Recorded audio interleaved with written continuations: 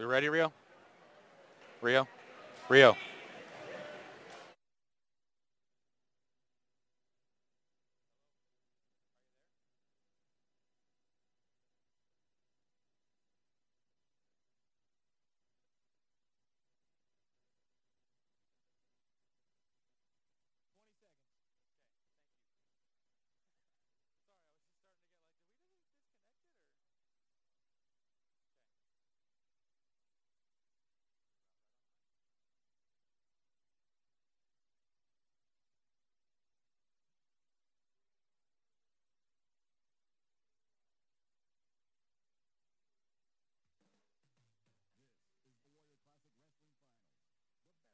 From across Colorado and the West. Colorado High School.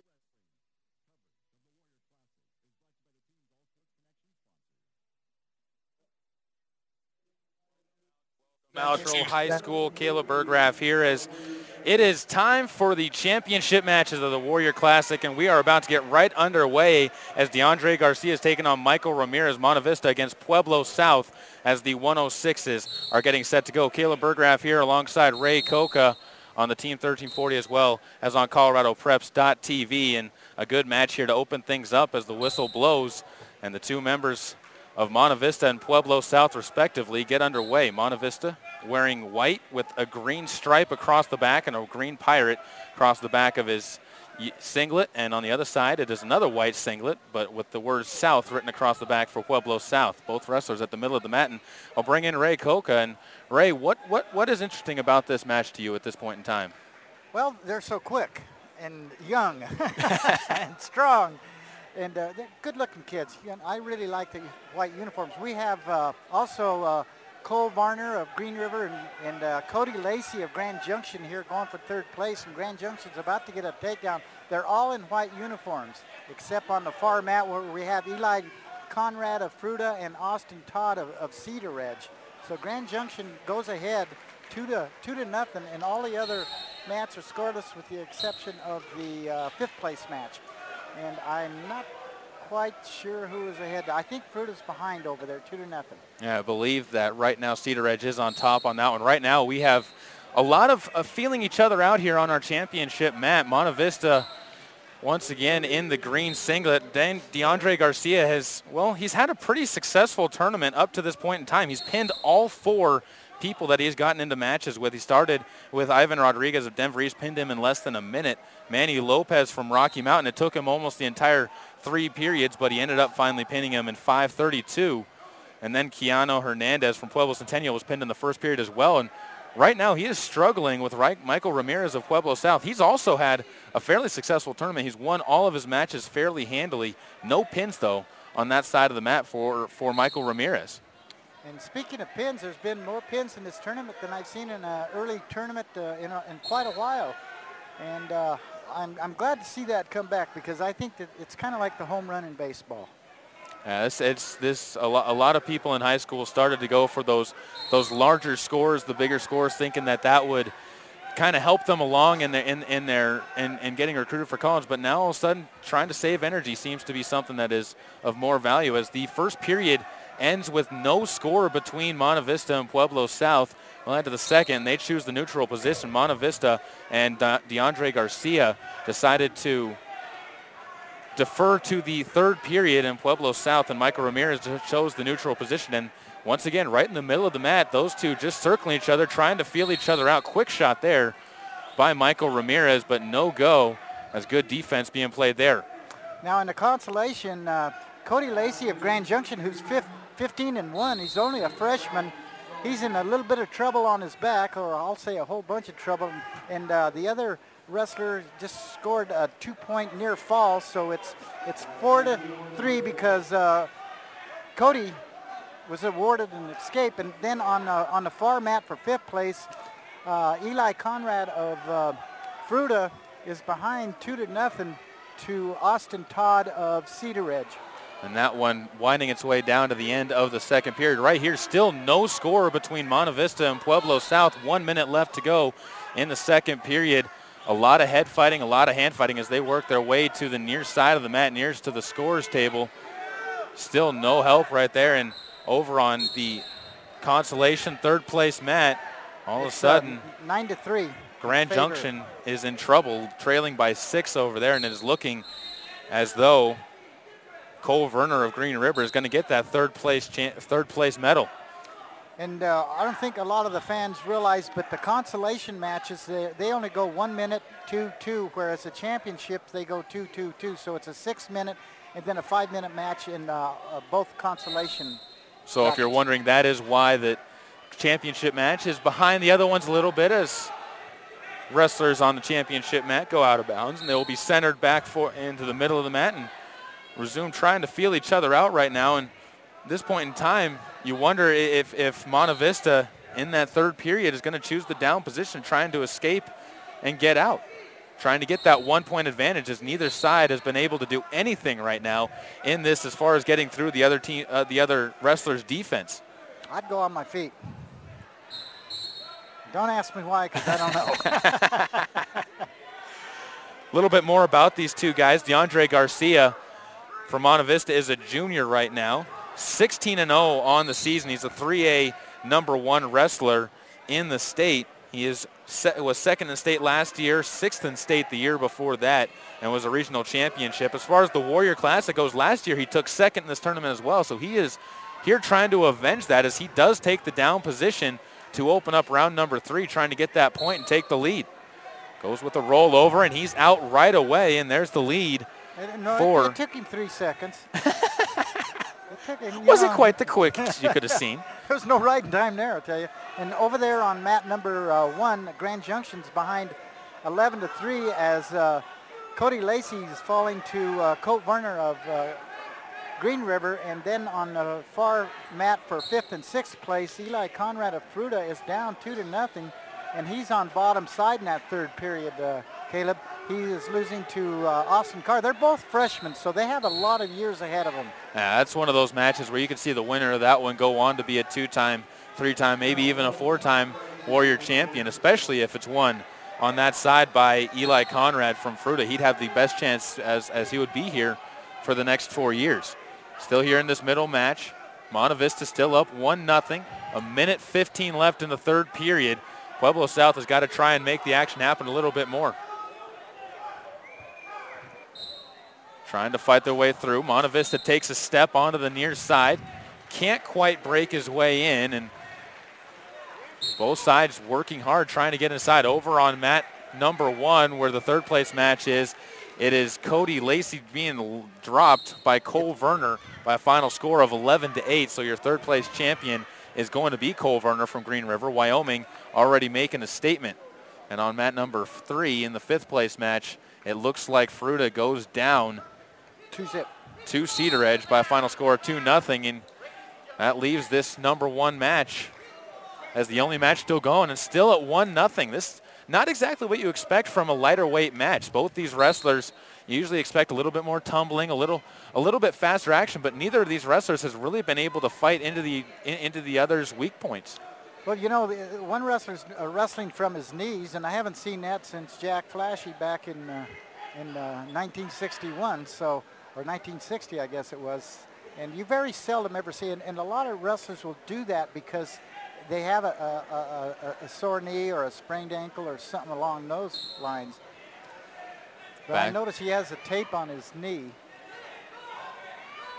20 seconds left, third period. Monte Vista is that close to getting their first champion of this Warrior Classic, and it's DeAndre Garcia that close to winning his first Warrior Championship. Down to 11 seconds. Pueblo's got to do something as Monte Vista still down on the mat on his knees. Gets snapped down by Pueblo South and Michael Ramirez. Time running out. No, they just go out of bounds with 2 seconds left on the clock, and a 2-0 lead as Monte Vista gets a point after a stalling call goes to Michael Ramirez. So 2-0. A shot has to come in quick here in order to send this to overtime. Shot goes quickly, and there is the whistle. There's the match, and there is your first champion. DeAndre Garcia of Monte Vista comes away with the championship over Michael Ramirez. And that puts him perfect on the season. He's 17-0. moves his record to 17-0, as you just said. And Michael Ramirez, only a sophomore, plenty of other chances if they come back to this tournament to have a chance to succeed. For our next set of matches, start with the championship match. It'll be Colby Wells of Grand Junction, or excuse me, Matthew Lavengood of Durango, who beat Colby Wells of Grand Junction, taking on Josh Altman of Paonia. Paonia, an interesting story. We can talk a little bit more about that one as this match gets going, but they have been a huge success story in what this tournament has turned in what they have done in this tournament. They're one of the smallest schools here right now, actually leading the team point standings, as they have an 118.5 points over Rocky Mountain's 114 points in the tournament so far. Yes, they're small but mighty, and as in wrestling, it's unlike any other sport. They don't have a real big squad, and they might lose some dual meets, but I tell you what, getting a tournament and those quality kids will get in there and place in the top 4. That's where you roll up your points in a tournament. And overall, right now, they have 5 wrestlers that will be wrestling here in the championship matches. Also, that doesn't count the wrestlers they have outside of the championship match in the 3rd and 5th place matches here at the Warrior Challenge. Thanks again for tuning in. ColoradoPreps.tv, as well as on the Team 1340. It's presented by Grand Junction Chrysler, as the match between Lavengood and Altman underway here. Both of them once again wearing white uniforms. The only difference, one has Paonia written across the back and is wearing black shoes. The other one has the Old English D on his back and is wearing white shoes. So there's your differences, and they work at their match to the outside, and that's going to force the official to call a break in the action and send them back to the middle of the mat. Now we have going for 5th place on our far right is Colby Wells of Grand Junction going against J.J. Duran of Monte Vista, and one's a freshman and Wells is a sophomore, and it's well, it was tied up. The Monte Vista wrestler looks like he has a takedown, but he fights out of it. Wells fights out of it with a good whizzer. Over on the 3rd place match, that one has a 2-0 lead in favor of, it looks to be, guy in the black uniform. that would be Logan Newman from Rocky Mountain, a junior. He has the lead over Austin Shank from Olathe. As on our feature mat, Paonia looking for the takedown, got the takedown. They have a 2-0 lead right now in this match over Durango, and we have a time for blood, as it looks like there's a cut. I thought he hurt his elbow. Or injury time, excuse me, you are correct. Wasn't sure if he was looking for blood time, or if the official, the referee of this match was going for blood time or for injury time. Of course, the difference, one is a 2-minute time that you have to get back on the mat. Blood, you have 5 minutes to stop the bleeding and then get it cleaned up and get out onto the mat to start play once again. First period, Paonia looking for their first champion of this one, and the Durango coach is looking things over. Now Wells on the far mat, it's 2-0 in favor of the Monte Vista wrestler, and he's ahead, and they're in the 2nd period with about 1.5 minutes left, and he's riding the Junction boy on top side with a deep waist, it looks like, and kind of bar in the arm, but he's not going for much of a pinning combination. On our feature mat, Lavengood of Durango almost able to escape from the bottom, but Josh Altman able to wrestle him back down to the ground, and now it's Lavengood trying to build up his base once again. Can't quite do it. Good job by Josh Altman, using his legs to trip up Lavengood every time that he tries to get back up to his feet. And they're wrestling on the edge of the mat and about to have the official call another stoppage of time in this one, as they'll get sent back to the middle with 21 seconds left on the clock. We have about 17 Western Slope finalists tonight in all of the 14 bouts. We've got to remember that it was changed to 14 from 12 weights. So, and we have 15 undefeated wrestlers in the finals. Pretty prestigious group of kids here. Also, you have quite a few state champions, quite a few returning state qualifiers, and quite a few state placers in this tournament. In fact, one of them here is Josh Altman, who took 6th at state in the 2A level last year, his freshman year. He was also 5th and 6th, respectively, each year that he was in middle school at the middle school state tournament. So he's got some extremely good backing behind him so far in this one as he enters his sophomore year. He also won the 2A region they are in last year. As for Lavengood in the 5A level, he's not exactly a slouch himself, as he was 2 away from finishing in the top 6 in state last year, was a regional champ last year, and was also 1 away from finishing in the top of the Warrior last year. See, but that just shows me, they have a lot of experience. So when they come into a good big tournament like this one, they're ready. They've experienced all of the jitters and threw all of that noise out the window, and now they can concentrate on winning.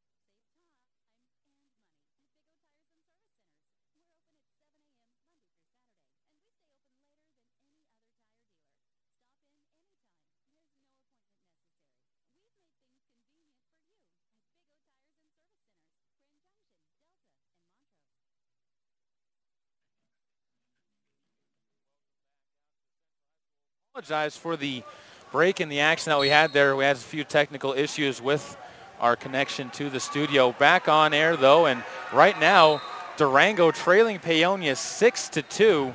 Couple reversals in that one, couple back points, and Paonia right now with that lead on the Durango Demons as Josh Altman has decided to take control of this match, and at the very end of the second period he was able to catch 2 more points for some back points that he was able to get on Matthew Lavengood.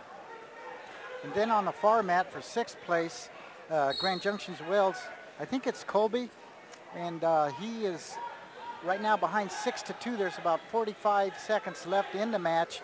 And then on our far left with Austin Shank and Logan Newman, the Rocky Mountain wrestler is behind Austin Shank of Olathe by a score of 11-3 with about 37 seconds left.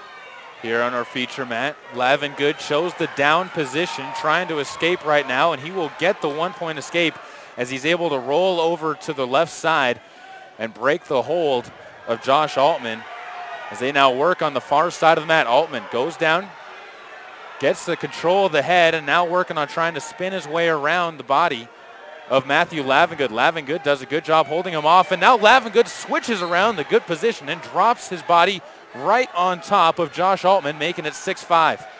We have probably an overtime. Right back. Sorry about that. As right back the other way, another reversal coming there from Josh Altman. And as you were about to say, there is an overtime match going over for the 5th and 6th place match. Colby Wells came, he was down 6-2, and he came back to tie the match up at 6-6. And they're going to start the overtime with 1 minute on their feet, winner take all right here. And we talked about overtime earlier, and they'll go into a variety. Oh, there's a takedown. Grand Junction just lost the match, and he was taken down, and he got another 1 point for what I don't know, but I think maybe it was 2, so it should be 8-6. I believe he got back points as well because he tossed him onto his back for the pin and had a chance to get the pin. The 3rd place match will go to the Olathe Pirates, as winning that match was Austin Shank, able to drop Logan Newman. Didn't catch the score on that one before it ended. Here, 19 seconds left in the 3rd period. Paonia holding on to a 3-point lead over Durango, and right now Josh Altman is working his riding time as he is on top of Matthew Lavengood of the Durango Demons. Has control of Lavengood's right arm as 3 seconds, 2 seconds, and 1 second tick down. And there's your first Warrior champion from Paonia this year, as Josh Altman gives them a little bit of an extra boost in the team point standings. We talked about them having that slim lead on Rocky Mountain. Well, Rocky Mountain's wrestler lost, Paonia's won, and that will give them a lead. We'll take a break as we have a trophy presentation coming up here. We'll take a 1-minute break here on the Team 1490 and 1340, as well as on ColoradoPreps.tv.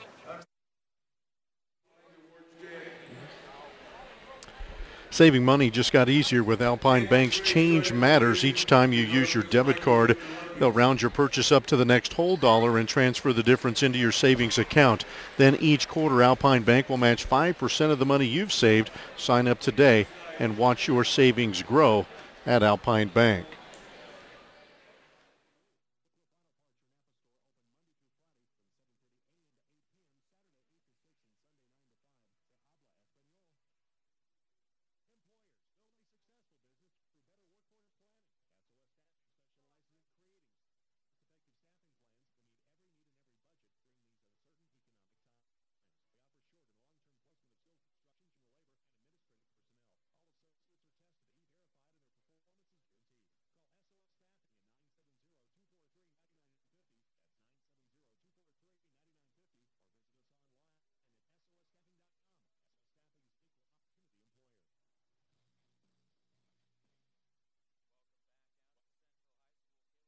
Alongside of Ray Coca as the first Warrior champion being awarded his first place medal, as that is Michael Ramirez, or excuse me, DeAndre Garcia stepping up onto the top of the podium and holding on to his championship banner. And let's take this moment real quick to talk a little bit about what the rest of this championship round is going to hold for as far as some of the key matches that you and I were circling and looking at as being some of the bigger ones. And that's got to start with our #1 match, and the match that I think both you and I looked at as being the best one. Jacob Trujillo, a sophomore from Grand Junction, going against Danny Clark, a senior from Rocky Mountain, both undefeated at 15-0 and 14-0 respectively. But the kicker, Jacob Trujillo, is riding one of the most impressive streaks that either you or I have seen coming into this match. Yes, he has 15 straight pins, and that's how you win wrestling matches. You go after them. And we were laughing because he goes out there on his feet and he's already thrown a half Nelson. So he's not afraid to go out there and go for the pin. And oddly enough, not oddly enough, but ironically, Jacob Trujillo has lost 3 matches since his freshman year that were all to state champions. That's an impressive resume. I mean, you're looking at a kid that could go on and has a very good possibility, especially with where he's been in the past, of winning multiple state championships as we go on, and obviously here having a chance at winning multiple Warrior championships here locally in the Grand Valley. One of maybe the best wrestlers that the Grand Valley has produced in a couple years. Well, I mean, as a freshman, to win wrestle 38 matches, and that's the difference in wrestling from 50 years ago or even 25 years ago. I mean, they're wrestling twice as many matches as, you know.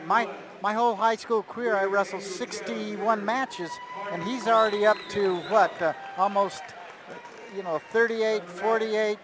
I mean, he's already into his lower 50 matches, so that's quite, they're more experienced. And the only thing that I have against that, or that's negative, is, there's the possibility of burnout too. You can't wrestle too much. You can only get too much of a good thing.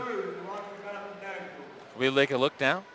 Our next match coming up, as it is going to feature Trenton Pyatt of Olathe, a 15-0 wrestler, going against Bo Pfeiffer, a freshman from Paonia. On the screen, as if you're watching on ColoradoPreps.tv, Olathe and Pyatt wearing the dark blue singlet, the white singlet belonging to Bo Pfeiffer of Paonia. Interesting note for this one, Pfeiffer actually wrestling under the tutorship of his father. So it's keeping it in the family over on the Paonia side of the match. Pfeiffer has won so far all 4 of his matches at the Warrior by pin. And he was behind, as we talked earlier, 5-0, and that's a mark of a good wrestler. He got hit with a cross leg or cross heel pickup and put flat on his back with about 6 seconds left in the first period. He was down 5-0. He battles back. Score was 5-3. Put the other kid on his back with a cradle and then pinned him. So Yeah. he's quite remarkable for a freshman. And that was Angel Chavez from center who ended up doing that to him. It was no slouch of a wrestler himself, actually wrestling in the third place match right now, is trailing in that one 1-0. The Bo Piper, the rest of his journey through this tournament after beating Chavez, or before beating, I should say, he beat Ryan Felipe of Thunderbird, pinned him. He also came back in that match as well. He was trailing by 3 points after the first period of that match, was able to come back and pin Felipe of Thunderbird. Then Andre Aragon was the round 2 matchup for him from Centaurus. He pinned him in 109. And Battle Mountain was not much more of a threat, a 3 minutes and 3 seconds pin of Freddie Morales in the first round. So he has had quite a little bit of success going through this tournament right now, especially for a freshman. You're looking at a kid that has a chance to do great things moving forward. You know, and he has ties to Grand Junction too, because his uncle Chuck is the wrestling coach at Mesa, whatever their new name is. CMU. CMU. It's still Mesa Junior College to me, I guess. Still Mesa State to me. On the other side, looking at Trenton Pyatt, we talked a lot just now as Pyatt trying to get the takedown, almost had Bo Piper off balance, but Piper able to get back on balance with 6 seconds left in the first period. Trenton Pyatt, you're looking at a guy who's finished second and third at state freshman and sophomore years. A guy that knows what he's doing and has also been his regional champion his first 2 years as well. As the first period ends, and it's still a 0-0 score. Checking in on the other two mats. In the second period, in the third and third place match, right now it is. It's Marcus Martinez is ahead. He's wearing the red, and he's ahead 4-0 right now. And over on the fifth place match right now, it looks like the the Arvada West wrestler, Jerry Trujillo, is even with Jeremy Benulos of Montrose, as that one's 0-0 in the second period. Back here, Olathe and Trenton Pyatt chose the down position, and Piper trying to hold on to him, has his head wrapped up into the crook of his shoulder and armpit, but it's going to be Olathe and Pyatt sneaking out with the escape with 1:30 left in the second round. Well, see, that was a very slow but sure move, and it's an awkward. There really isn't a move that that has a name on it that he escaped with, but he wiggled his way out of it. And this one, that's honestly one of the reasons why I've always been a big proponent of, if you have a choice of something, take the down position, because you should always be able to get that, at least that 1 point escape from the down position. You should always have faith in yourself that you can get that point, and it's a point that you don't have and you can take away from the other wrestler ahead of you. Unless Jacob Trujillo's on top. Or at that point in time, you might as well walk out on the mat, just lay on your back and say, pin me. 1-0 lead right now. Pyatt on top. The two wrestlers working around the center of the mat. Not a lot of action going on either of the other two mats. Take a look at Bo Piper. Only a freshman so far this year. But he is third at he finished.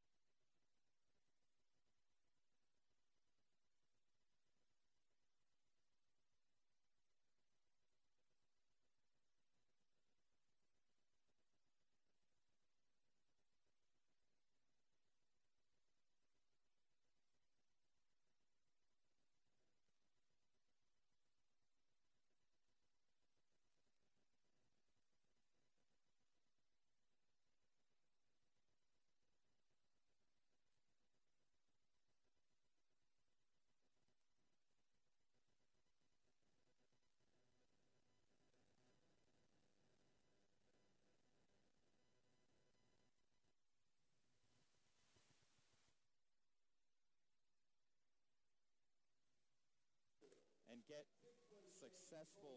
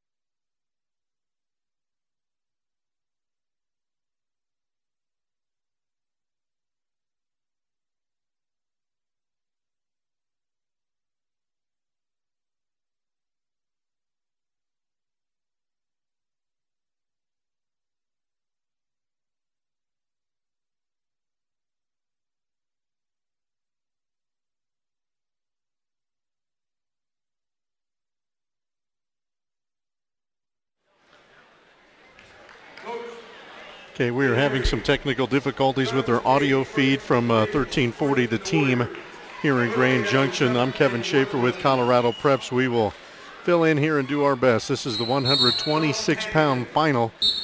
Peyton Taywater of Arvada West. He is in the white uniform, Wildcats across the top. He is wrestling against Dalton Hannigan of nearby Palisade. He, of course, in the maroon uniform. And this is the finals of the 126 pounds here at the Warrior Classic at Grand Junction Central High School. Our coverage on ColoradoPreps.tv presented by Alpine Bank. They, of course, surround the western slope. So we are just underway here. Minute 20 to go in this opening period of the 126-pound finals here at the Warrior Classic. Again, Taywater of Arvada West is a defending champion. He gets the single leg there, but a nice job of defense by Hannigan of Palisade. We also have third place matches and fifth place matches going on to our left and right respectively, but we will focus here on the championship bout at 126 pounds.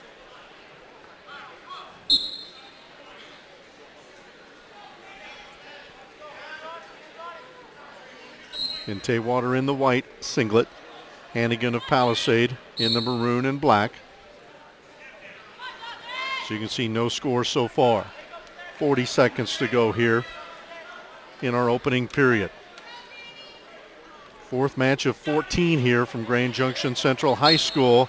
And they're going to call that out of bounds as Hannigan tried to drag the toes and kept them in the circle, but the official indicated he was out of bounds, so we go back to the center.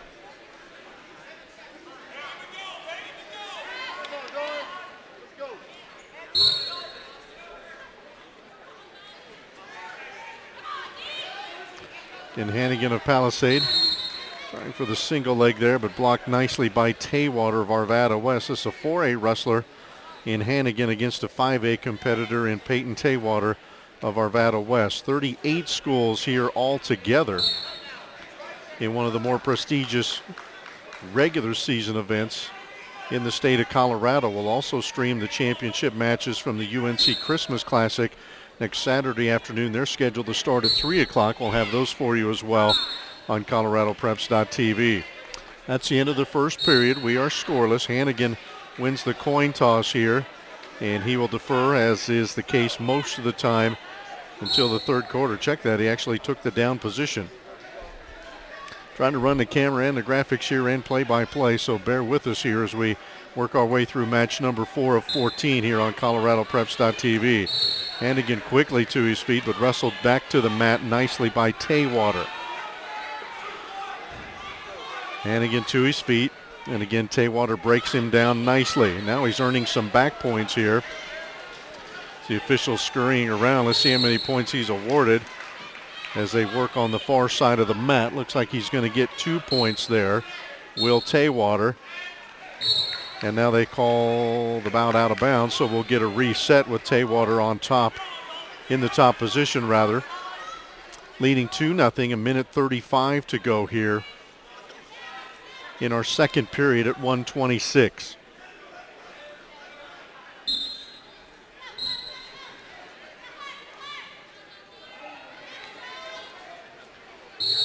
Taywater again turning Hannigan, but not far enough. We can't see it here, but there the official starts his count.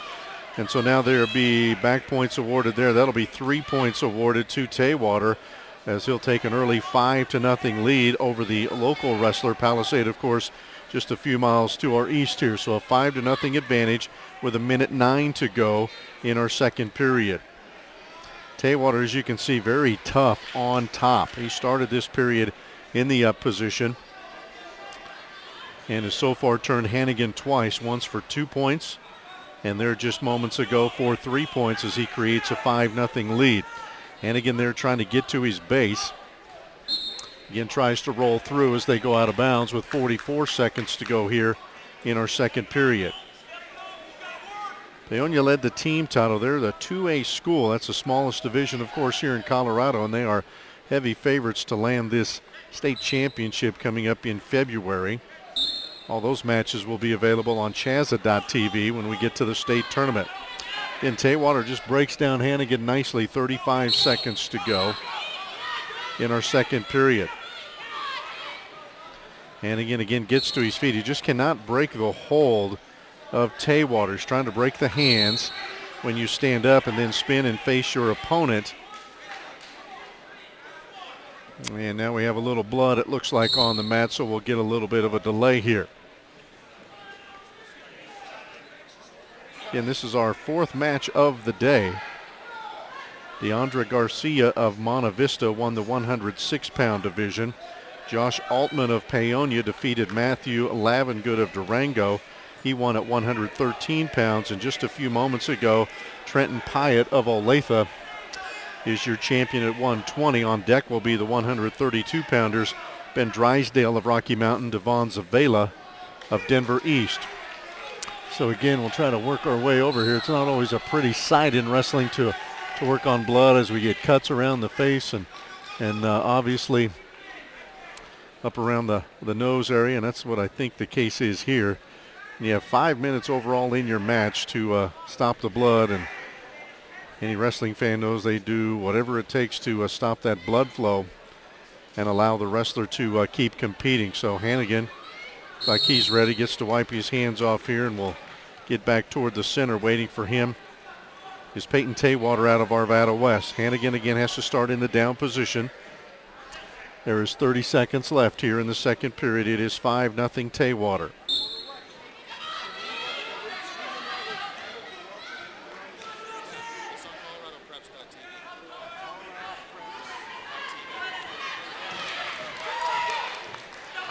Hannigan there is awarded a point for the escape, as again he was able to turn and face.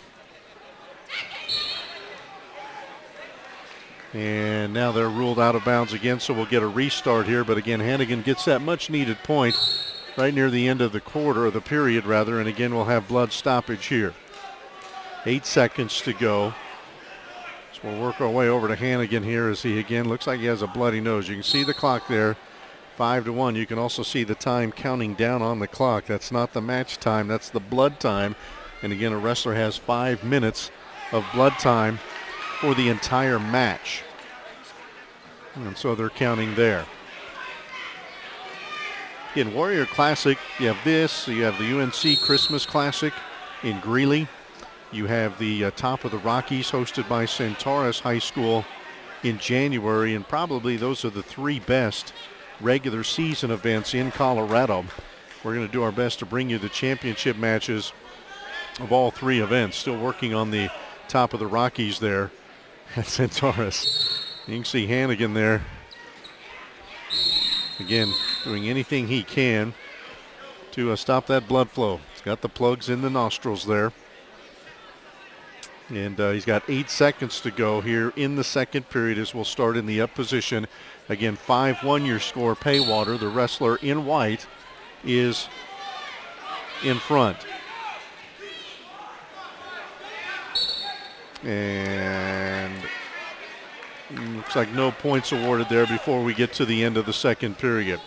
So Taywater should have the choice here. He'll go in the down position. He leads at 5-1 here. 3 minutes, make that 2 minutes away from winning the championship here at 126 pounds. It would be his second consecutive title at this tournament. He's quickly to his feet.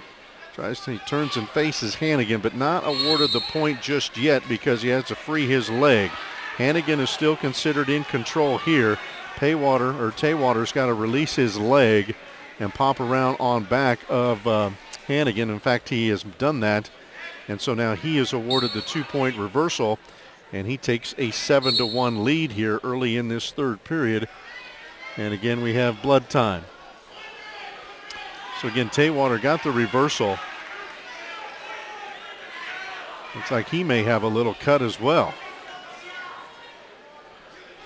Peyton Taywater of Arvada West, as you can see, he's got blood on his singlet. That's from his opponent, Hannigan. Move over here so you can watch the clock count down here with 3:29 and counting again. That is blood time, and you see the flashing number. That's 1 for Hannigan. That's his total blood time for the match. So they stop it there. And so we go back to the mat here with 1:37 to go in the match. And Hannigan's trying to stop the blood flow. Taywater's trying to get a cleaner singlet here.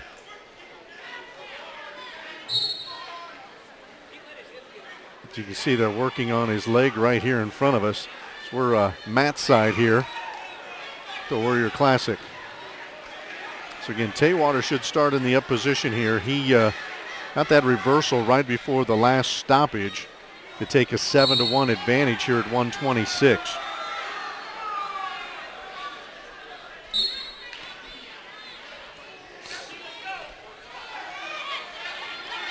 Hannigan again trying to step around. Very close to spinning around and trying to get that reversal. Looks like he'll get 1 for the escape there, and he does. So Dalton Hannigan gets 1 more point. That's within 5. That's crucial because if you're on your feet, both wrestlers are on their feet. If you can get a takedown and throw him to a back, you have a chance for a 5-point move. So you want to stay within 5, especially late in the period here. 1:05 to go in this third and final period. Kind of stalemate, I believe, is what the call was there, so we'll get a restart. Well, now they changed that. They did not award the escape. I thought the escape was awarded there. Scoreboard says 7-1, and Hannigan's still in the down position, so he evidently did not get the escape. I thought the official awarded the point. There he will get the escape officially as Taywater goes out of bounds as well. So 7-2 now your score. We thought that was what it was a moment ago, but on the restart, if Hannigan was awarded the escape earlier, it would have been both wrestlers in the neutral position. Instead, Hannigan was in the down position, so the escape had not been awarded. Again, we have some blood time here.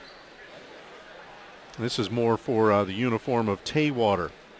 Let's tell you that our coverage is presented by Alpine Bank. This holiday season, as you're shopping for loved ones, Alpine Bank, they want you to consider something. When you shop locally, you support your own home and the good people who make their living here, like you. Local merchants are your neighbors, and holidays are all about home. Alpine Bank hopes we all support what is truly important, our community. So again, we get a restart. 50 seconds now remaining in this match. Taywater in control. Hannigan needs a takedown and some back points, and he needs to do it quickly here. 40 seconds remaining. Taywater that far away from winning a second consecutive title here at the Warrior Classic, hosted by Grand Junction Central High School. Hannigan steps in, but he went for the headlock, gave up a leg, and now he gives up 2 points on the takedown. So Taywater increases his lead now to 7. And he is in control here, 15 seconds remaining. Taywater a threat to win the state title in 5A in this weight division. And he will win his second consecutive title here as we enter the final 5 seconds. Hannigan, though, was he awarded the escape? Yes, he was. And that will do the match. So 9-3 officially will be your score as Peyton Taywater wins the 126-pound division here at the Warrior Classic at Grand Junction Central High School. And as you've seen throughout the last couple of matches here, they will run the podium back out here, and we will award the top 6 placers at 120 pounds.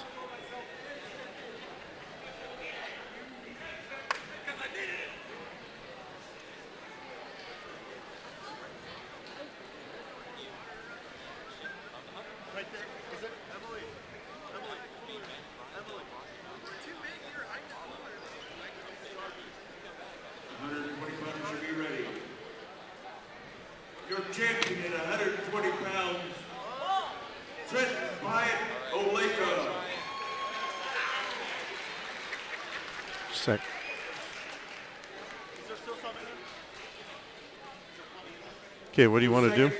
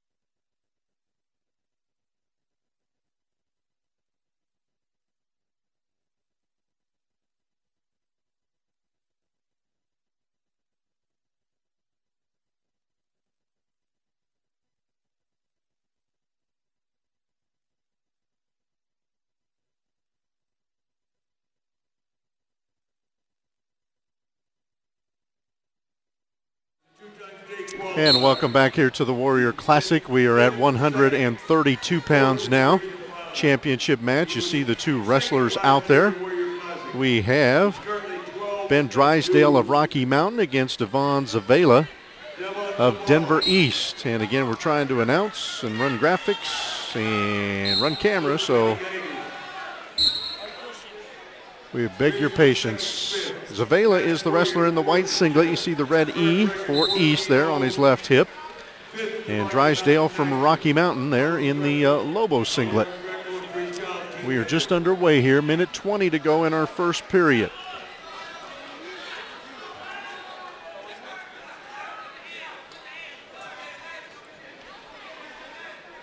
Working mat side here is our first year out at the Warrior Classic, and we appreciate all the help we've received from the likes of Randy Powell, the athletic director here, Vern McGee, longtime football coach here, also helping us out quite a bit and getting us set up mat side. Zavela tries for a single leg there, blocked nicely by Drysdale. This has been one of our more of our active matches here, as a lot of our action has been centered right there in the middle, but these guys are moving all over the mat.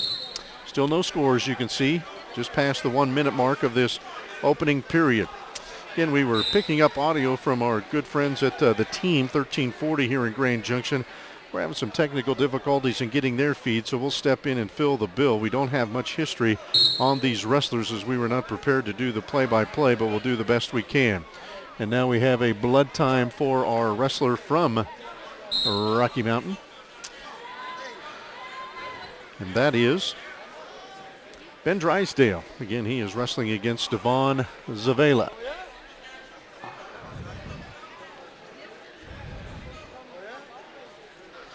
Again, as we said in our previous match,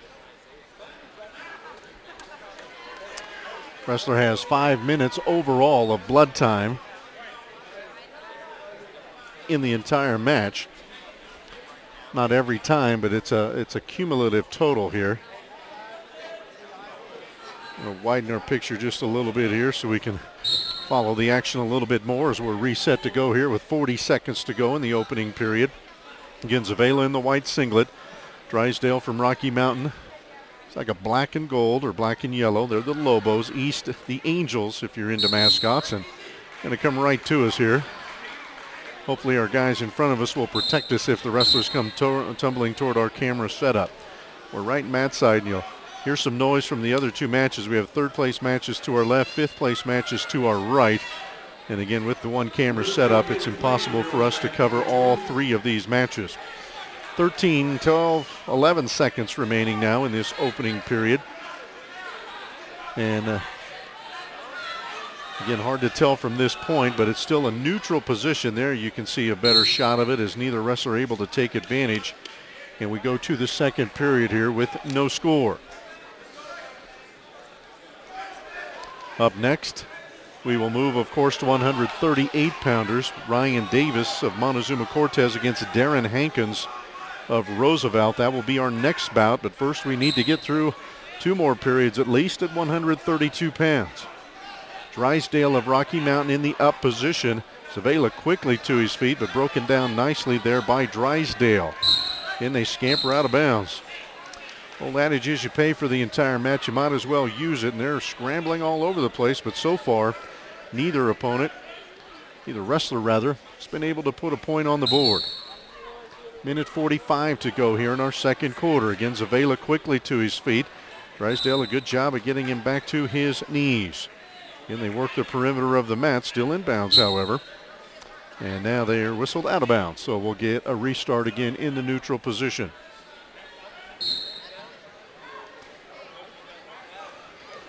In second period here, I said neutral position, but second period, so Drysdale will be in the top position. That's where he started the period at. Again, Zavela has kind of a trend developing here. He gets to his feet quickly.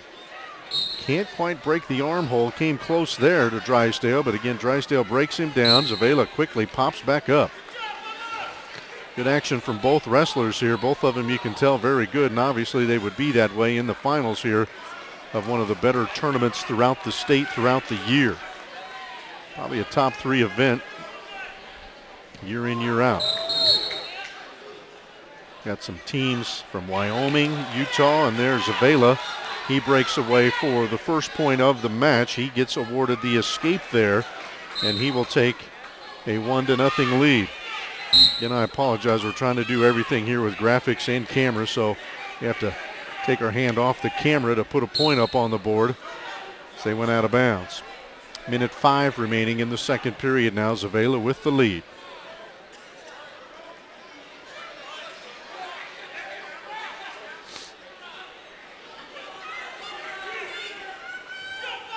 Drysdale so far unable to crack the code of Zavela.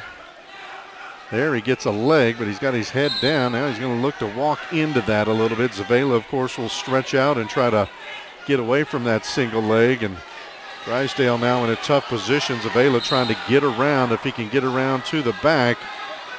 As you can see there, Drysdale still has a leg, so no points awarded until then. So Zavela gets the 2-point takedown there. And he extends his lead 3-0 here with 15 seconds to go in this second period. Drysdale again, he's got to work to his base. That's the first job of the underneath wrestler there. He's going to try to get up there. He freed the arms. So as you can see now, he can work up on his elbows. He's up on his knees. That's the start, but he's going to run out of time here in the second period. So we'll go to the third period with Zavela on top. Trying to become our 5th champion here tonight at the Warrior Classic at Grand Junction Central High School. Often this event is held out at Colorado Mesa University. but they also move it over here. Do we have blood time here? Get an up close and personal look here. Got coaches, got cleaners. Not really supposed to give any advice here during this injury timeout. They're just trying to stop the blood flow there out of the nose.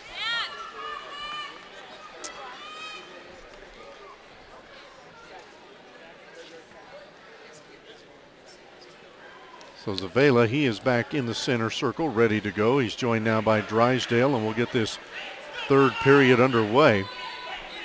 Zavala on top in the down position here as we start the period.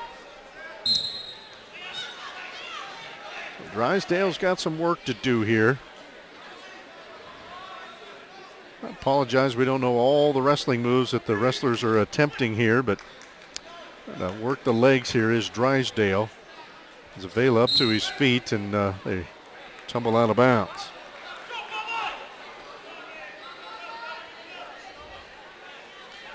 Zavala, I believe, the only Denver East wrestler in the finals. Paonia, little 2A school, has 5 out of 28 competitors. They also have the team lead in points. And Drysdale trying to get those legs in, as they call it there. Zavala up to his base. Drysdale needs to worry about not getting a little bit too high here. It's back in position. Clock continues to roll. 1:20 to go now in our third period. Drysdale's got to score some points here. And Zavala content to just kind of hang in there. Drysdale trying to yank his arm free. Finally gets it. And he sinks that leg in and trying to lift and turn. And now we get a stalemate.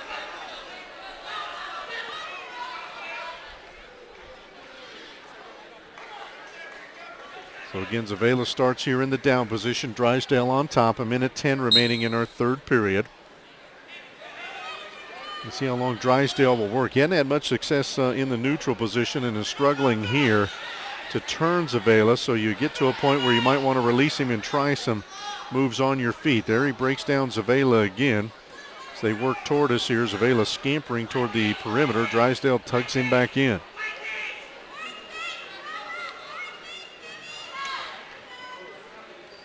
There's Zavala, got to his feet, but as he spun, he stepped out of bounds. 42 seconds remaining. Zavala's actually been awarded another point. It must have been a stall point there somewhere that I missed. So they have 4-0 on the board. Might have been a legal hold. I'm not sure what happened where they awarded the point. I missed it. But it's 4-0 officially on the board with 30 seconds remaining. And Drysdale just kind of working the legs there. He's got the legs in, but he just can't turn Zavala. Zavala very strong in the down position. 15 seconds remaining in our match. As you can see, he's trying to lift that leg and turn him, but Zavala will have nothing to do with it, and Drysdale simply running out of time as we have 5 seconds remaining, and Zavala is going to be your champion at 132 points, and you can hear his family and the fans at Denver East as they cheer on their wrestler as Devon Zavala of Denver East gets the win by a count of 4-0 to win the 132-pound division. Good match there. He is tough in all phases of the game. Did pretty good up on his feet. Obviously got an escape in the down position. And when he was in the down position, boy, he was tough to turn, and Drysdale did not have any luck whatsoever. So again, they bring the podium out. And we will have the placers for 126 pounds here at the Warrior Classic.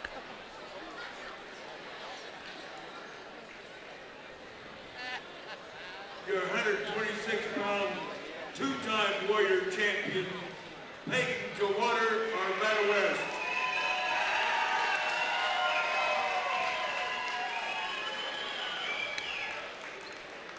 Your second-place champion, Dalton Hannigan, Palisade High School.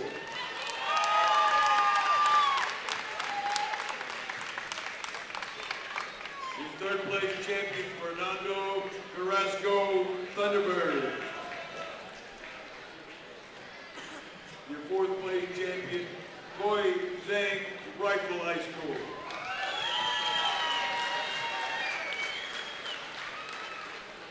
Your fifth place champion Danny Murphy Rocky Mountain High School. Your sixth place champion Aaron Carrera Pueblo East High School.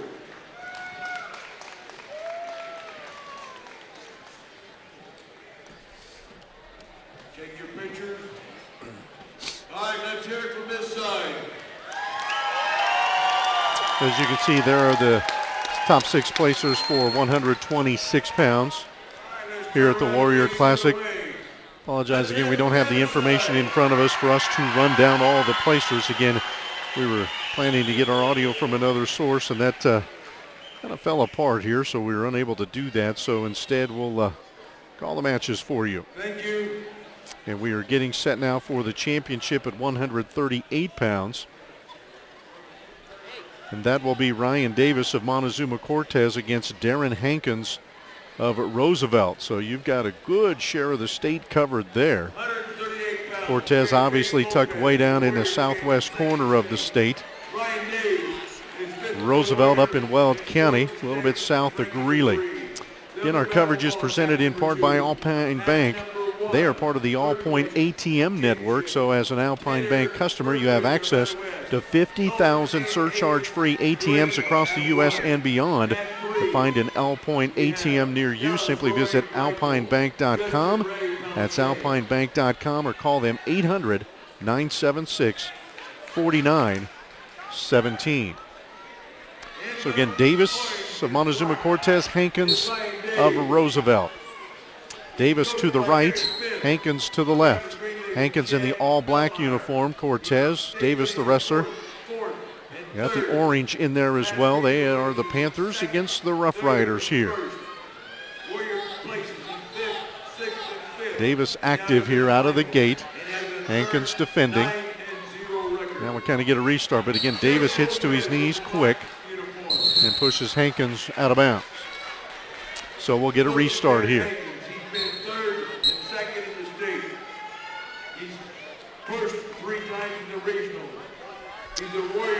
Listening to the PA here a little bit, Hankins, the wrestler from Roosevelt, has finished in the top 3 at state each of the last 2 years and has won the regional title all 3 years of his high school career.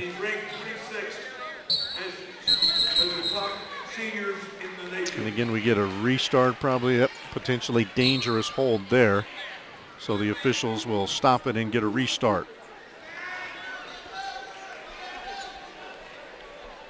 And again, it looks like we have blood becoming an issue in this match. That again is Hankins. He's the wrestler from Montezuma Cortez. Check that, Ryan Davis of Montezuma Cortez against Darren Hankins of Roosevelt. And didn't use much time there, and we're back at it. 1:15 to go in our opening period. Used to calling more basketball, so we'll say quarter on a regular basis, but obviously they're called periods here in wrestling. And Davis very active, down on his knees quite a bit. So you can see he drops down, shoots for that single leg, and he has it, but can he walk it up? Hankins again grabs the midsection and pushes down and trying to keep Davis from lifting up.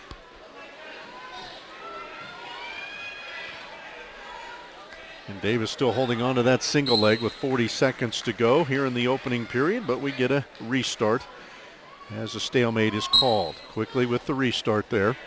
And Davis on your right of the screen, Hankins to the left in the all-black. There's his first aggressive move.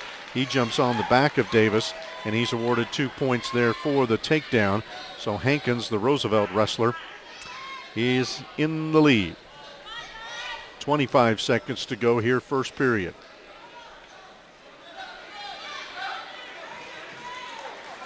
Davis, as you can see, trying to build his base and did a good job of that. And again, we'll try to get up on all fours. That's the first order of business underneath. I don't know if he's going to have time here. 5 seconds remaining in the period, first period, here at 1:38.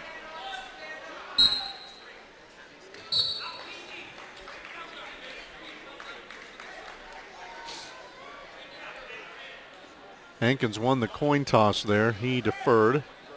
Davis, his choice here in the period. He'll take in the down position, trailing, as you can see, 2-0 as we start the second period. Two officials here for the finals. And again, we have matches going on to our left and to our right here at Central High School, out on the western slope in Grand Junction. Davis with a quick move. Hankins with a nice counter there, trying to turn Davis over. Didn't get him vertical enough, or past vertical, I should say, to be awarded any back points there.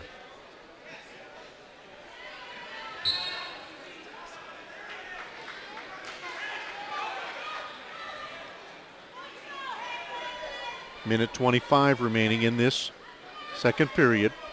Hankins in the top position. He has the lead. And again, you can see the official. He's holding his hand out. That means he hasn't crossed the vertical point with the blades, shoulder blades, to be awarded any points. Hankins really cranking on that right shoulder of Davis, trying to get in that half, if you will, and roll him over while he's tucking that opposite arm. Davis sprawled out pretty nicely there. 50 seconds remaining, second period.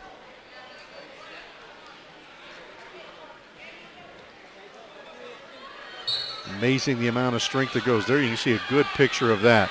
Hankins has the half in, trying to roll him over while tucking in that other arm. And again, boy, that's getting potentially dangerous. Davis very strong on the bottom. Fights away from that. Man, that took some strength to get out of that, because Hankins was in pretty good position. Goes right back at it here with 25 seconds left in the period. Both teams are in 4A. And they will see each other, I think, in the state tournament. And Hankins just sinks those legs in to control the lower half. As you can see, he's got Davis sprawled out there, so he can't do much with his legs. 5 seconds to go in the period. Hankins riding out the entire period here. He now has the advantage as he'll go to the third with a 2-point lead, but he'll also start in the down position, and he also created a big use of energy by Davis in that down position, as he really had to struggle to avoid getting turned on his back. So Hankins again, the wrestler from Roosevelt. It's in Johnstown, again up in Weld County. Davis on top here from Montezuma Cortez. He, of course, wrestles here on a regular basis at Grand Junction Central, as they school and Central both in the same league, the Southwestern League out west here. Just underway in the third period. Davis again. Needs to work Hankins and turn him. Can't score points in the top position here to start the period unless you turn your opponent on his back. And he's working the half here on the near side. But again, Hankins just working to his base. He can afford to waste a little time here with a 2-0 lead. Davis trying to get that head in there, into that shoulder, and start the turn process to get Hankins over.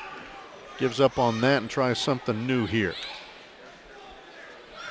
Hankins tried to spin, countered nicely by Davis. 1:05 to go, third period.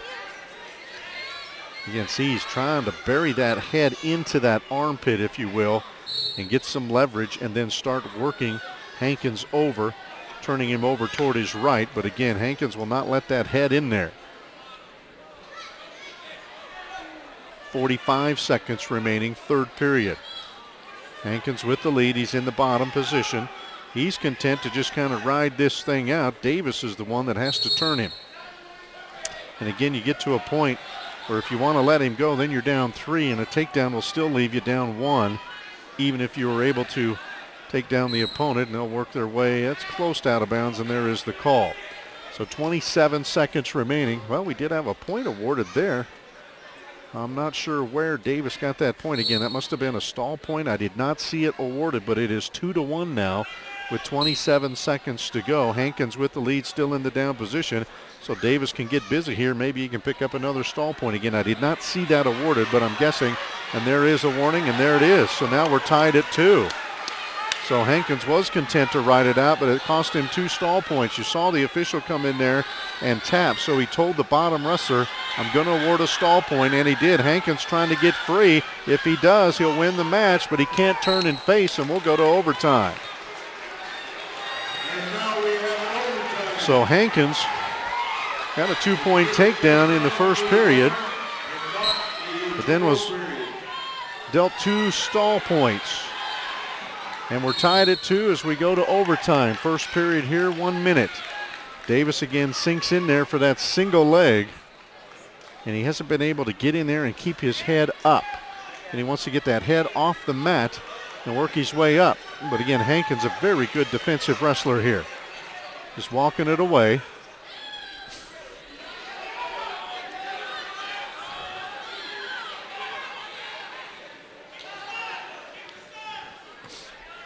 .25 seconds to go in our first overtime period. Davis again trying to that leg in.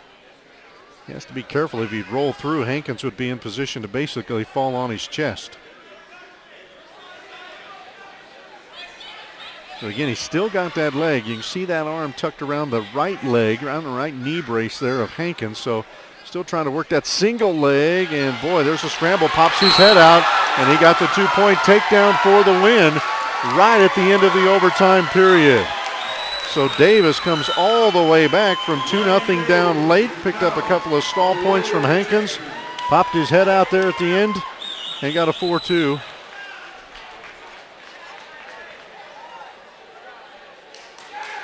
Yep, they awarded 2. They discussed it as far as the time. I looked over at the clock, it said 0-0. The officials awarded it, and then they conferred, and now the head coach for Roosevelt wants to chat about it a little bit here. Again, it's a time factor, and that's why you have 2 officials out there for the championship. One can kind of keep an eye on the clock, and the other one can make the call. It was very close to the end of the overtime time when he popped his head out and fell on the back of Hankins. And he's not going to win that argument, as you would guess. And so your champion is Davis of Montezuma Cortez. That is Ryan Davis winning the title at 138 pounds. Next up, Jacob Trujillo of Grand Junction and Danny Clark of Rocky Mountain. But first, we have more points being, more placers being awarded here, as we will bring out the podium again, as you can see, and we'll work at 132 pounds and bring in the top 6 placers here for this event. 132-pounders need to come to the middle mat. I leave our mic on during this so you can maybe pick up the names. Again, we don't have the information in front of us. We were not expecting to announce these matches. Better known as Bubba.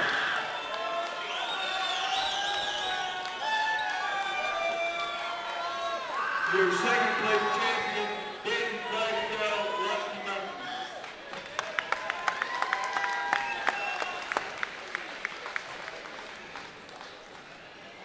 The third place champion, Joe Dunham, Belinda.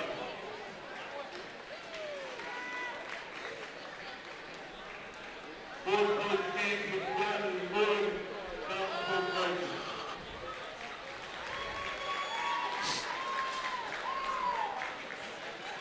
Fifth place champion, Isaac Gomez, Thunderbird.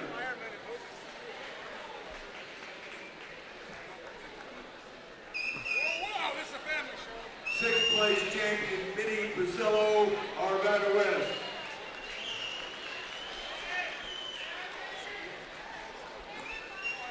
All right, let's hear it from this side. There are your placers for 132 pounds here at the Warrior Classic at Grand Junction Central High School. All right, let's turn around and look the other way. We will now move to 145 pounds, where we will have Jacob Trujillo of Grand Junction. He, of course, right here in his own backyard, if you will, goes to the other high school in Grand Junction. He'll take on Danny Clark of Rocky Mountain, and again, that is in the Fort Collins, city of Fort Collins. So we will have Trujillo against Clark here at 145 pounds. 145 Again, we'd like to tell you our coverage is presented by Alpine Bank. As 2012 comes to a close, the Alpine Bank family would like to wish you and yours a very happy holiday season and a safe and prosperous new year. We appreciate their support as they bring you events here on the Western Slope on ColoradoPreps.tv. And they're running through the team scores here. We won't be able to jot these down. But Paonia again was in the lead to start the finals. But we have Jacob Trujillo of Grand Junction against Danny Clark of Rocky Mountain. As they come to the center, Clark again in the darker singlet to your right. And Trujillo of Grand Junction in the white to your left. He's got the tiger paw on his left hip there. So a quick start here to the 145-pounders, just 10 seconds into the match. And Clark makes a quick dive in there. Again, he's going for that single leg there. He's able to build it up a little bit, but again, Trujillo breaks him down. Trujillo close here to getting a takedown if he can squirt around to the back, but Clark fights him off. We're basically back to neutral on the mat here. Wrestlers will spin right in front of us.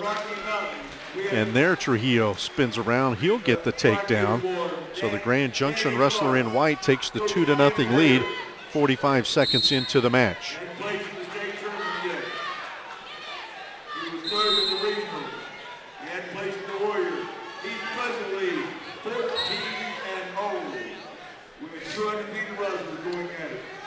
Both these wrestlers here are unbeaten on the season. We just heard from the PA, who does a tremendous job here. Now some back points here. Trujillo turning Clark over. And he's awarded, did he get 2 points there? I swore they gave him 3 counts there for 2 points, but it's not been posted yet. And we'll go by the board here. 35 seconds remaining in this opening period. Getting a good look at it right here in front of us, and now they go out of bounds. And again, I thought there was back points awarded. Here comes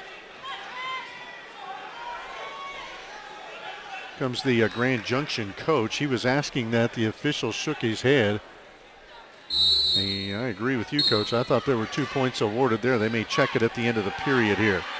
Clark on the bottom, spinning, trying to get out of here before the end of the first period. 20 seconds left in the period. 2-minute periods here, 3 of them in the championship bounce.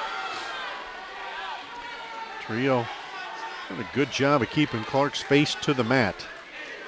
That's what you want to do on top. Don't let him build the base. The wrestler on the bottom, of course, wants to go there. Clark trying to work out of it, and that'll be the end of the period. And again, we're not going to have any points awarded here on the back point, so we're going to stay 2-0. I think he got a 2.5 count. I was trying to read his lips, and maybe he said he got to 2.5. He's got to get to 3 before they award 2 points. If they get to 5, then 3 points are awarded as far as back points are concerned on the same move. You see the 5th and 6th place match getting real close to our championship bout. Good job by the officials to step in. And now 2 points awarded there. Yep, Trujillo was given 2 more points there. He should start in the up position here. And Clark will be down. So Trujillo now to a 4-0 lead. Minute 42 to go in our second period. Clark. Davis in our last match, but Clark awarded the escape there. It's now 4-1, 30 seconds into the second period. Clark again with the shot, blocked away by Trujillo. Trujillo again from Grand Junction, Clark from Rocky Mountain. First Tiger wrestler in the final, second one from Rocky Mountain, and 2 more points there for Trujillo as he spins around on top. He leads it now 6-1.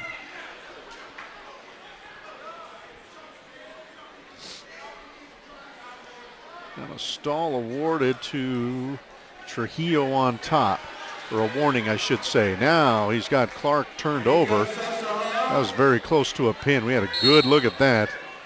The official right there and got his nose in the action. He's looking to see if those shoulder blades touch at the same time. There it is. Comes at 3:11. So that is a fall. And Trujillo is your champion at 145 pounds. That is Jacob Trujillo as he wins it by a pin. He is our first wrestler to pick up a pin in the championship. So we'll move to 152. Nick Tarpley of Durango against Dylan Formby of Mountain Vista. First, though, of course, we award. We now have enough weights if any of the coaches want to turn in their lower weight now standing wrestling, you can, or you can wait. We have some,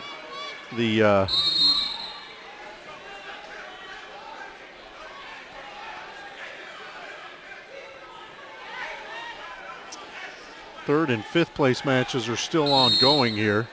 There you see Trujillo of Grand Junction. He's being interviewed by KTMM, the local radio station here in Grand Junction that provides great sports coverage around the state. And they are talking to the champion at 145. We'll step away here as they finish up the matches in the consolation side, third and fifth place.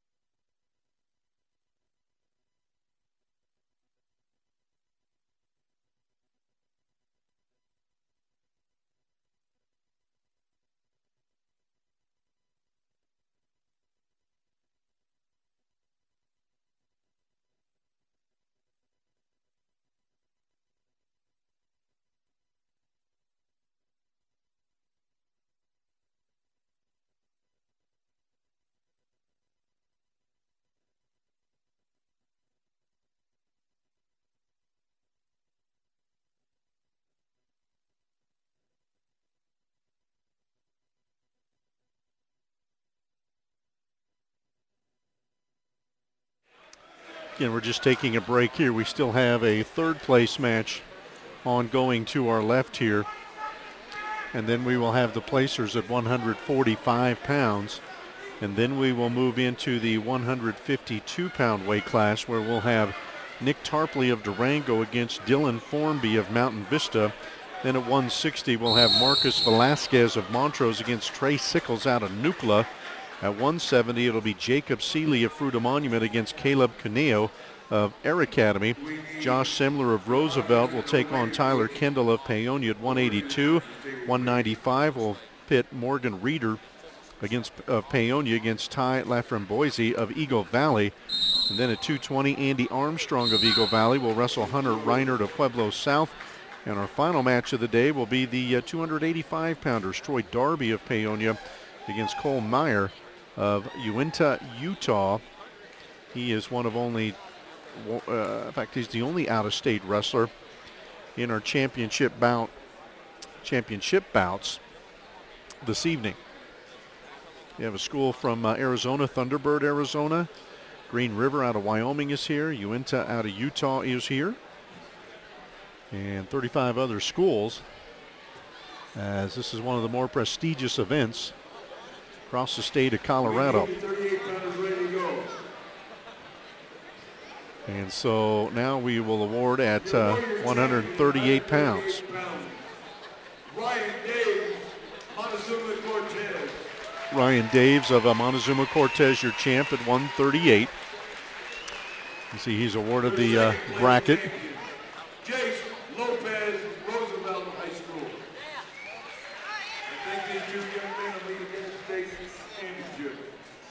Third place, Taylor Bergquist, Arvada High School, Arvada West. Fourth place champion, Colt Havens, Uinta High School. Fifth place champion, Justin Bray, Palisade High School. Your sixth place champion, Dallas Rorick, Rifle High School. There you see your placers at 138 pounds. Okay, let's hear it from this side. And again, we'll step up to 152 now.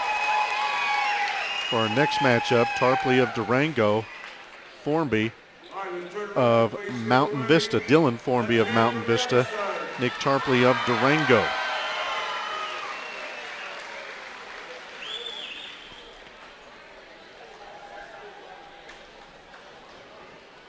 Thank you.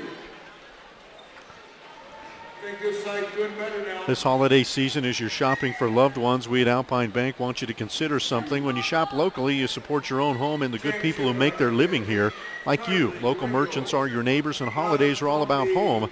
Alpine Bank hopes we all support what is truly important, our homes. See them online at alpinebank.com.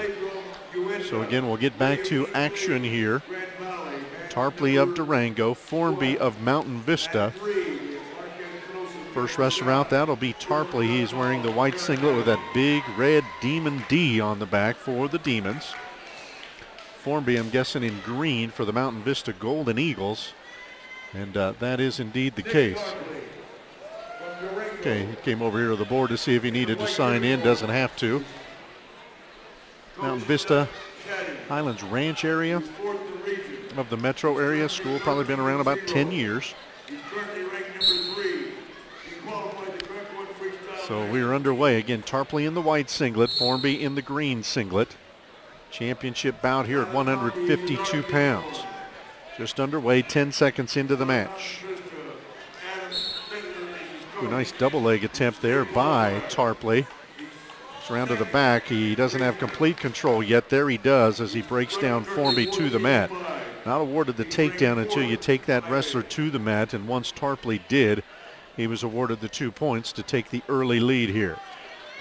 You see our coverage on ColoradoPreps.tv. This is live coverage. You'll also be able to see it on demand after the fact on ColoradoPreps.tv as well. There's a escape for Formby. So both wrestlers officially on the board now, 2-1. And close to another takedown there by Tarpley. Has to pop that head out and again land on the back of Formby before he's awarded the points. Formby pushing down on that head. And boy, it's going to be real close here. Formby, or check that, Tarpley, trying to pop that head out and still hasn't been able to do that. If he can free his head, he will be granted control and 2 points. And officials have waited long enough, they believe, and they call a stalemate. And we'll get a restart with 39 seconds remaining in the first period. Tarpley again in the white, he leads it. And again, he goes for that single leg. And very close here to be awarded, but again, there he is. Gets the 2 points there. So 4-1 advantage for Tarpley now. Like to score points late in the period. He did so in the final 25 seconds. There's now 15 remaining. He may be content to kind of ride it out here. He doesn't want to allow an escape this late, although Formby's trying to spin around. He may not just want one, he may want two. He's close to coming around, and there he gets the reverse. Or did they award the reversal? Yes, they did. Very close to the out-of-bounds marker on that far side, but Formby was awarded the reversal just before they were ruled out of bounds, so it's 4-3 here at 152. So maybe our fastest pace match so far here in the championship bounce. Tarpley quickly to his feet, and that's the end of the period. Couldn't figure out why they stopped it there, but it's the end of the period, 4-3. Tarpley with the lead.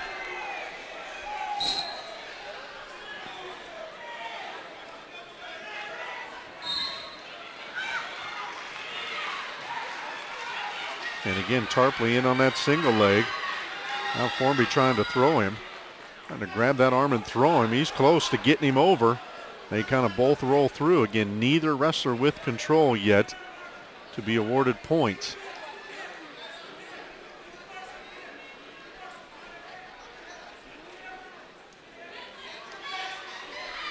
Minute 25 remaining, second period. Wrestler in white leads it, and now he extends that lead to 6-3. Because again, once he gets that head out from underneath and establishes control with it kind of laying on the back of his opponent, he gets the 2 points and he takes a 3-point advantage. And you're not really granted control until you get into the position they are now. See him, he's riding him right on the back, got his head free to do what he wants, and it's kind of when you're awarded control there, and Tarpley wasn't given that until he did pop that head out. You hear that phrase a lot in wrestling, pop the head out, or get the head out, or pull the head out. You hear that phrase a lot in a lot of things, but here in wrestling it's very important to be scoring points. 40 seconds remaining, second period. Pace is slowed a bit here as they get a stop on the outside. And Formby from Mountain Vista, he will be in the down position here. Tarpley on top, he has the lead.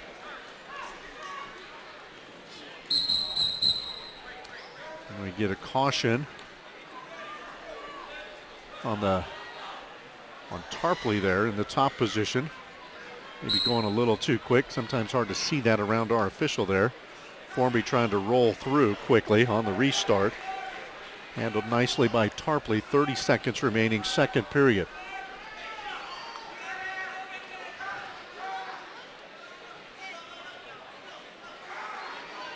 Now Tarpley looks like he's just going to let him free. Nope, he did not.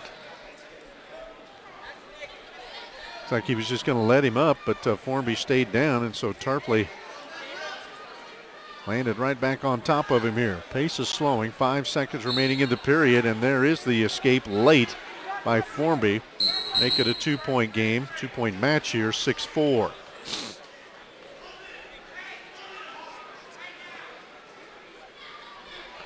So we'll go to the third. Formby will be in the down position. He trails by 2.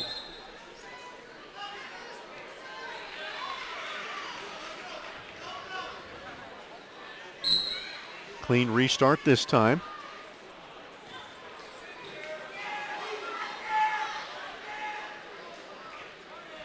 Formby again trying to spin out.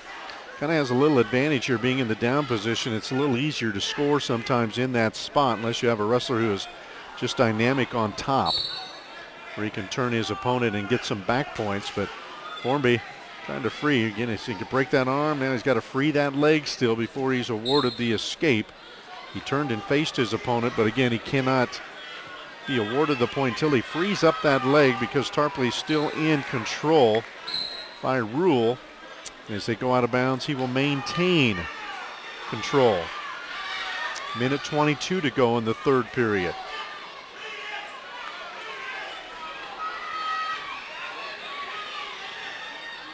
Again, Formby in the down position out of Mountain Vista. The Golden Eagles again in the Highlands Ranch area.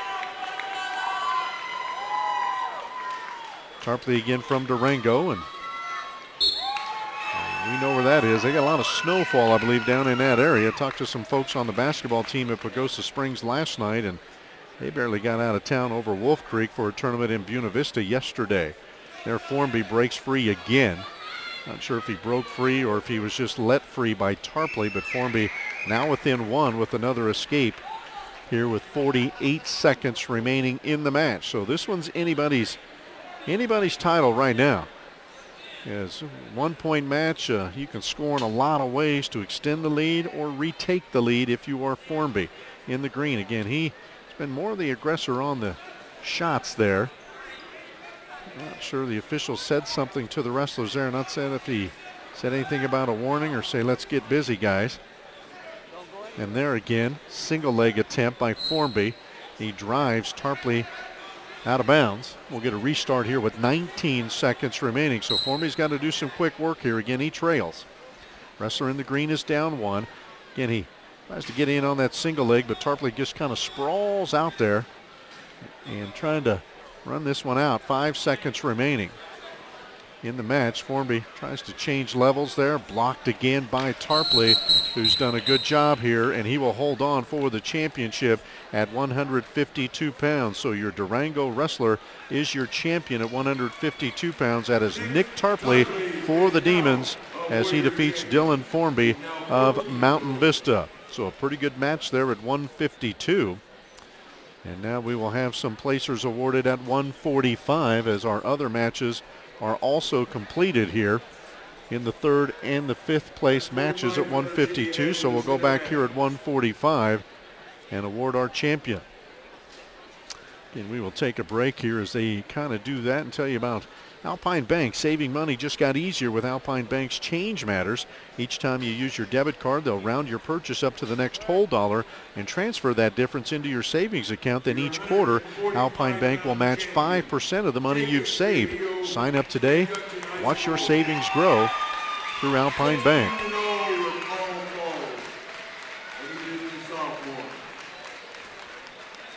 Second place champion, Danny Clark, Rocky Mountain.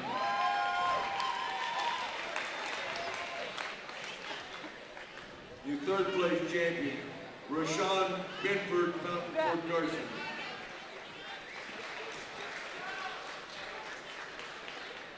Your fourth place champion, Garrett Stewart, Mountain County. Your fifth place champion, Ty Coates, Paonia.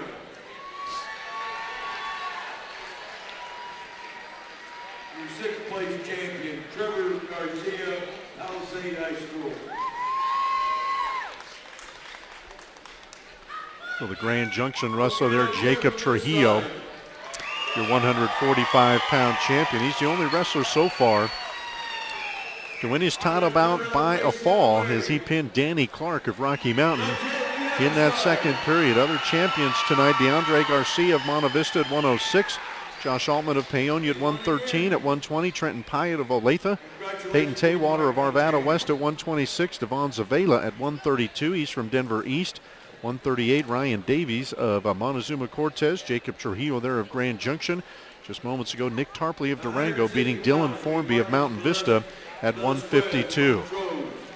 Next up at 160, we'll have Marcus Velasquez of Montrose against Trey Sickles of Nucla. So a Southwest Colorado bout here, as Velasquez from Montrose and Sickles from Nucla, and I'm guessing these two have met before. Sickles is your first wrestler out there. He'll be in the yellow with that pony on the back and the Mustangs down the right, and Velasquez in the black singlet. And we're quickly underway here at 160 pounds. They don't waste much time in between matches here at the Warrior Classic. It's been moving quite along nicely. In fact, they were ahead of schedule. Actually, probably could have started the finals about 5 o'clock, but it was scheduled to get underway at 6. And because of our live coverage, they wanted to keep that going. Let's have a couple of radio stations here. We've told you about the team in Grand Junction, KUBC. Fine folks out of Montrose. Jim Kirshner here with the call as well. They do a great job. Both those stations do a great job of prep sports here on the western slopes. My name is Kevin Schaefer. I'm with Colorado Preps. And we have upgraded and enhanced what we do in our sports coverage, including this live video streaming of bigger events. We've spent the week down in Lamar at a great 1A basketball tournament there, the Holiday Shootout. All 24 games available on Colorado Preps TV. We have the Warrior Classic here tonight. We'll have the UNC Christmas Classic Wrestling Finals next Saturday afternoon. And again, we're trying to line up top of the Rockies coverage at Centaurus High School in January. Still no score here, as you can see. 1 minute. We just passed the 1 minute mark of this first period. Sickles of Nucla again in that yellow uniform. They, of course, have a great wrestling tradition. Marcus Velasquez of Montrose. He will be forced out of bounds here to our right, and we'll get a restart in the center. Got a great vantage point here. We're watching these matches from courtside. We're right at press row here on the end, and got a great angle to watch these, and we can get you up close action here on ColoradoPreps.tv. 35 seconds left remaining here. First period just underway at 160. Championship match of the Warrior Classic. 38 schools here. So you had a 32-man bracket in each of the 14 weight classes. And in several of those, you also had pigtail matches just to get into the round of 16. So in a lot of wrestling, they have announced the bouts, and they were up over 1,200 as we got into this round. So there's been quite a bit of wrestling here the last 2 days at Grand Junction Central High School. Velasquez coming in low, trying to lift Sickles. He's got a leg. Trying to break down Sickles. Sickles on the hop here, and boy, almost out of bounds. No points awarded.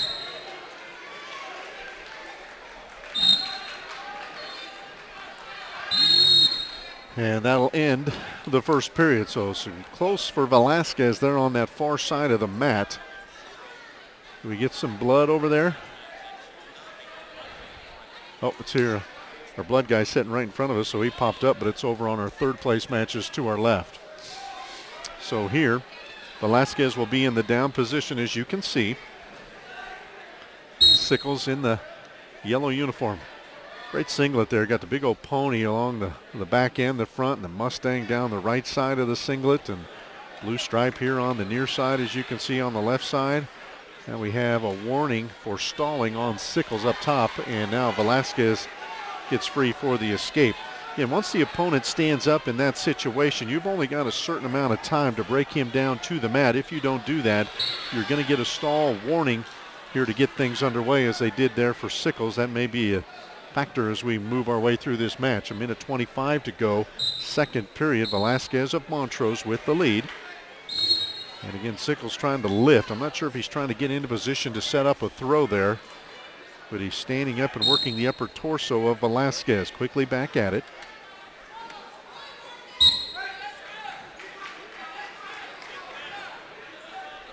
Trying to get our official to move here.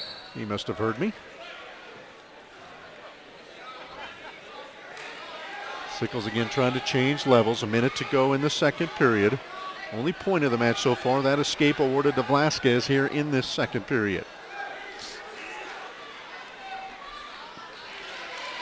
There, Velasquez in nicely as he changed levels. He's got a good grip on Sickles, lifts him up and puts him down, but still, oh, they did award the point. So again, I thought Sickles might have to turn in to the mat yet, but they awarded 2 points there to Velasquez, so he has a 3-0 lead. 30 seconds to go in the period. There he has more Foley control there. That's what I was kind of waiting for, to see if they would wait until they would be in that position before the points were awarded, but Velasquez got the early takedown. And now we have a stalemate.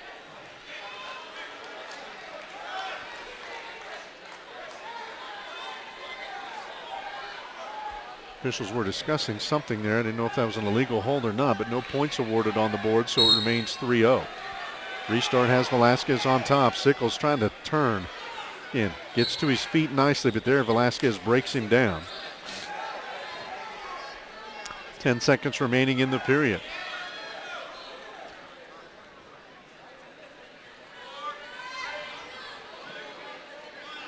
It's a 4A opponent. Velasquez on top against 2A Sickles of Nucla.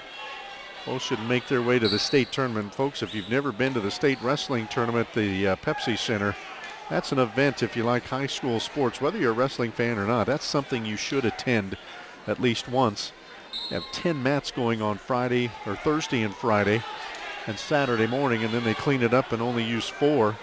Chuckle, chuckle there for the championship matches on Saturday night. The Parade of Champions might be the best event in the state of any sport. There Sickles gets free quickly. He gets the point. Let me follow him out of bounds here a little bit before we put it up on the board. But as they go back to the center, Sickles does get the point, and it's 3-1 as we'll put it up now for you. And again, they go off the side. Again, if you're just joining us, we're running graphics, camera, and announcing here by ourselves. So we'll miss a little bit. 1:40 to go now in the third and final period. Velasquez hurt his shoulder. He hurt his shoulder. Yeah, he was bent over in pain. In fact, enough where the official leaned in and said, "You okay?" He shook his head yes, but he was favoring that right shoulder. Now he seems to be okay as they tumble out of bounds. He grips it again. You see there, I don't know if you could see that close enough there, but reached up to his right shoulder and patted it while he was looking to his coaches. 1:25 remaining. Velasquez still with the lead, trying to hang on here, maybe fight through some pain. Sickles again tries to change levels, but Velasquez sprawls nicely. And again, as Sickles has his face in the mat there, he is not going to be able to do too much.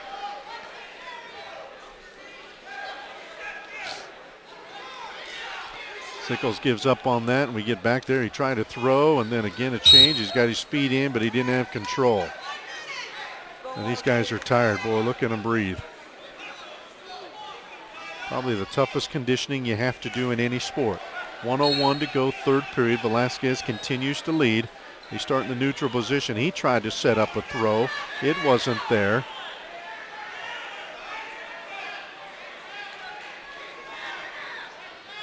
Again, they work on the perimeter, and they go out of bounds. 48 seconds remaining.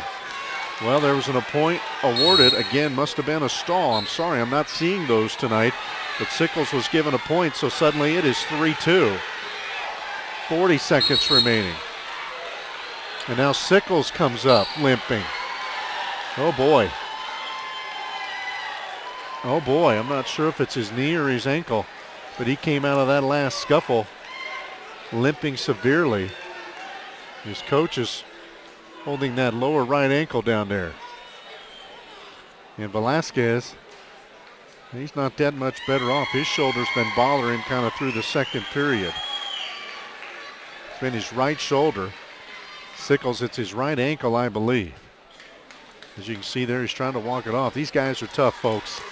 Little twisted ankle, it's not going to keep these guys off the mat, especially in a championship bout. 39 seconds to go on the restart. Again, Velasquez, the wrestler in the black singlet, he has the lead, trying to go for two. Boy, they gave it to him quickly, but Sickles gets the reversal, so now it's 5-4. Again, we won't have a chance to change it real fast. Here we go, 5-4 is your score, as both Velasquez got a takedown and Sickles got that quick reversal. 16 seconds remaining as they go out of bounds. Actually 15 now. So again, it changed on the board, but the margin is the same. That's the key. Now still a 1-point match. So Sickles is going to go for the optional start here. So Velasquez will get the automatic escape there. That's probably a good decision by Sickles. He needs a takedown now to tie. 6-4 as that point was awarded to Velasquez. And Velasquez kind of steps through. Did they give him any points? No points there with 7 seconds remaining.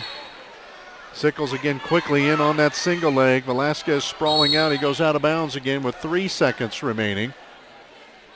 Sickles doing a good job here. He's frantically trying to get back into this match, but he's out of time. 3 seconds left. Tried to set up a throw. Velasquez drops him down. Neither wrestler awarded a point. That's a very good match at 160 pounds. It goes to Velasquez of Montrose. He is your tournament champion here at 160 pounds. One of our better matches on the day. Congratulations to him. Now, Marcus Velasquez of Montrose is your champion at 160. Next up, Jacob Seeley of Fruita Monument, Caleb Canillo of Air Academy. That will be your 170 pounders, but again, we bring the podium out and we will award the placers at 152 pounds. 152 pounds. Your champion, warrior champion, Nick Tarpley, Durango High School. Nick Tarpley of Durango High School is your tournament champion.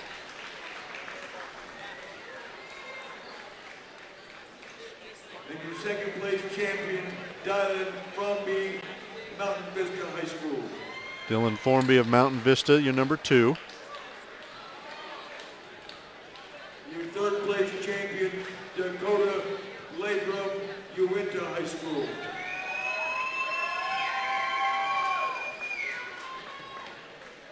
Fourth place champion, William Hinkley, Grand Valley High School.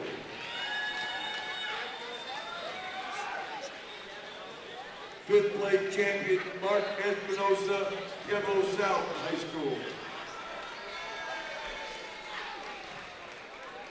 Sixth place champion, Dylan Dunbar, Air Academy High School.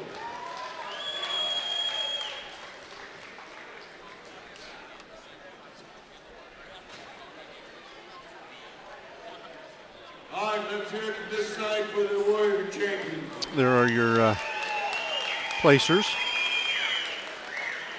at 152 pounds. Also want to remind you that Alpine Bank is part of the All Point ATM network. So as an Alpine Bank customer, you have access to 50,000 surcharge-free ATMs across the U.S. and beyond.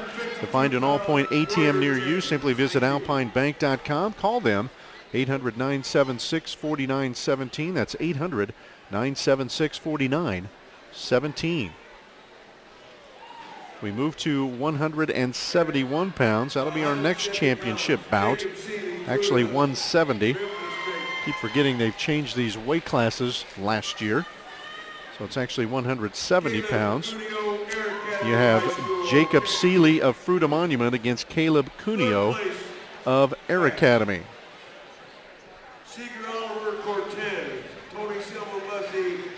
So Cuneo is our first wrestler we've seen this afternoon from Air Academy High School. Wow. Air Academy is in the multicolored blue uniform to your right. Seeley from Fruita Monument in the more dominant blue with the Wildcat paw on your back. Fruita Monument obviously just a little bit west of here, so basically a hometown wrestler. Air Academy, as you know, from Colorado Springs. They have had a great run on the girls' side, on the sports side. Cuneo trying to add a trophy for the boys program. And, I missed that one. Seeley was awarded a quick takedown there, 2-0. She started in the top position on the restart, so he was awarded 2 points early, and he has the early advantage a minute 35 into this match.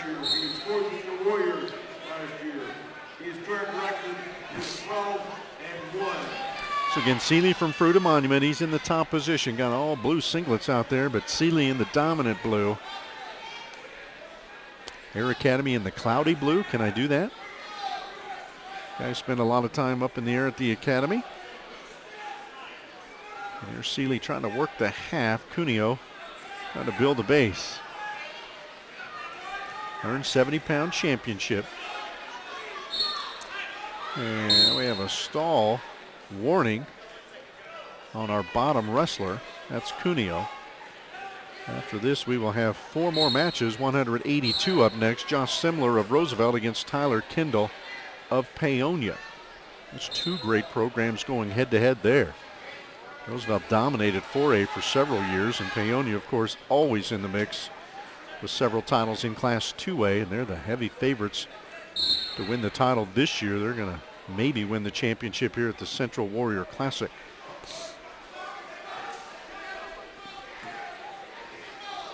And a escape point was awarded there to Cuneo. So 2-1 now. 10 seconds remaining, opening period. Wrestlers still kind of feeling each other out. Seeley got that very quick takedown, and Cuneo got the escape here just moments ago, and now we get a restart with, check that, that's the end of the period. Thought they were going to call that a stalemate. Instead, it was the end of the period. So we get the coin flip. Red has the choice. That's Cuneo of Air Academy. Closest to you now moving to the left of your screen. He defers, and Seeley wants to start in the neutral.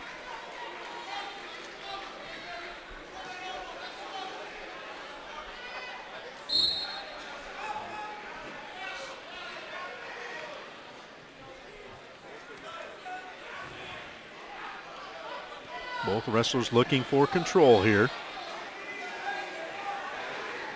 A reset. Cuneo, the wrestler, to your right there. Seeley to the left.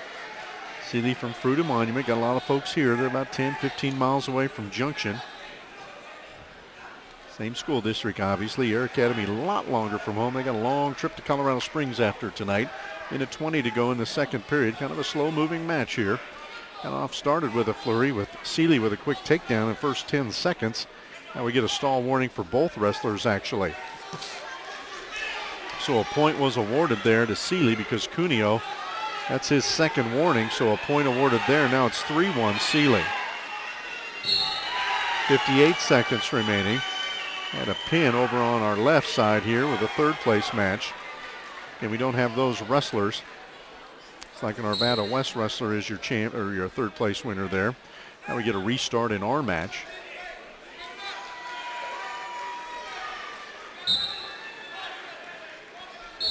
.45 seconds remaining. Seeley with the lead, and he's in the dark blue uniform here. Got the stripe down the side, Wildcat paw on the back. Again, he's trying to work around, but he can't free that arm. See that right arm tucked in there? If he could free that, he'd be able to scoot around, and now we have a stalemate. I don't know if that was a double stall warning or a stalemate. They call it a stalemate, so we'll get a restart here. 26 seconds remaining. And Seeley was trying to free that arm. Had he been able to do that, he could have scampered around behind and probably gotten 2 points.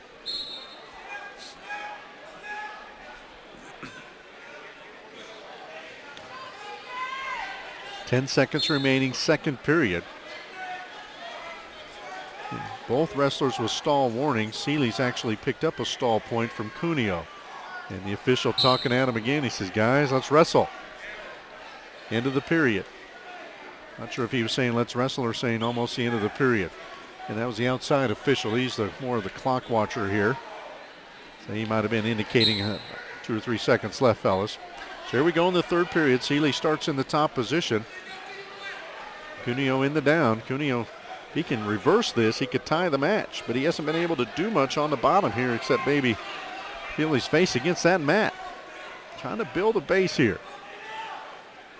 And there he gets to his feet. Let's see if he can free the hands. He does. He can't quite get away. Good job for Seeley. Kind of slid down the body there and grabbed the legs and maintained control. The minute 30 to go here in the match. And now we'll get a restart. Boy, he had a good angle at that. You can see Seeley almost lost control, but once his hands were broken, he just slid down the back of Cuneo's body, grabbed the ankles, and dropped him to the mat to maintain control and not give up the escape point. Cuneo quickly to his base there.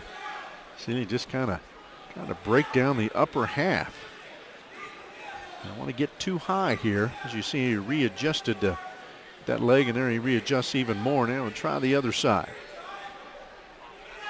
Minute 5 remaining in the match. Cuneo needs to get out of there. If he can escape, he'll get a point, but if he can reverse it, he would tie it up. And now we have another warning. And a point was awarded to Seeley. So it's now 4-1. Cuneo trying again to free that leg, but again, or free up, but again, Seeley drops and grabs the ankle. 45 seconds remaining.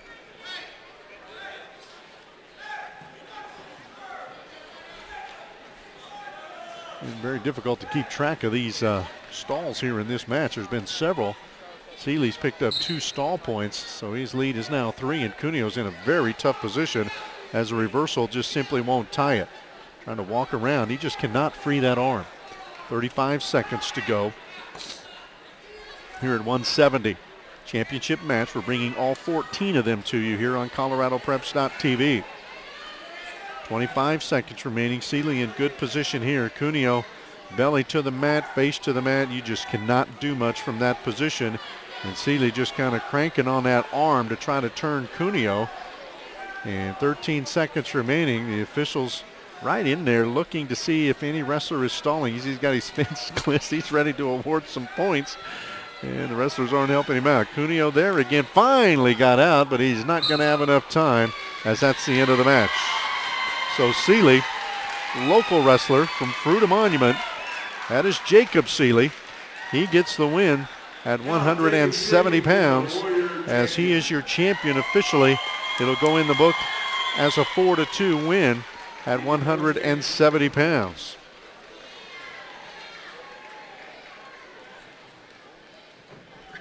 And so now again we'll bring podium back out. I like how they do this. Got the podium carriers. They bring them back out, and we will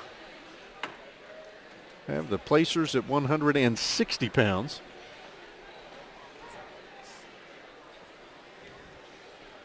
The ladies from Grand Junction High School line up as they've done throughout the night to award the title.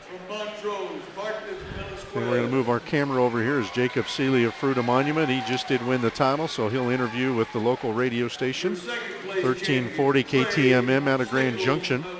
They've talked to their champions here locally. It's the second one. We had Trujillo at 145 pounds.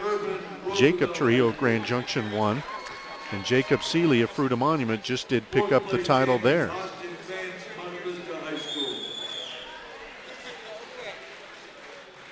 Fifth place champion Iden Werwer, Fruita High School. Good job, Seeley. Sixth place, Jorge Quinez, Paonia High School.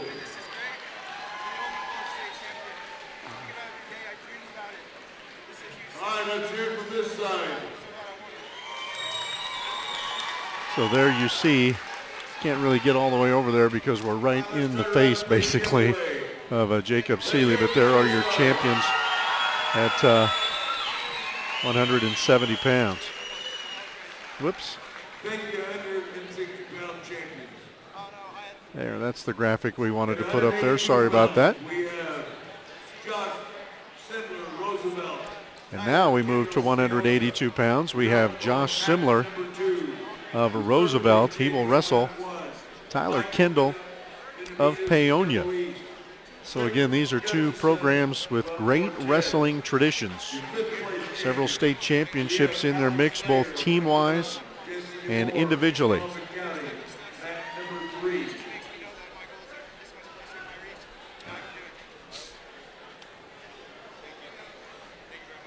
So again, Jacob Seeley of Fruita Monument just walking there through the camera. He was being interviewed by Caleb Burkhart of KTMM in Grand Junction, but we're underway here at 182 pounds. Josh Simler, he's in the black singlet. Tyler Kendall of Paonia in the white singlet. 182 pounds.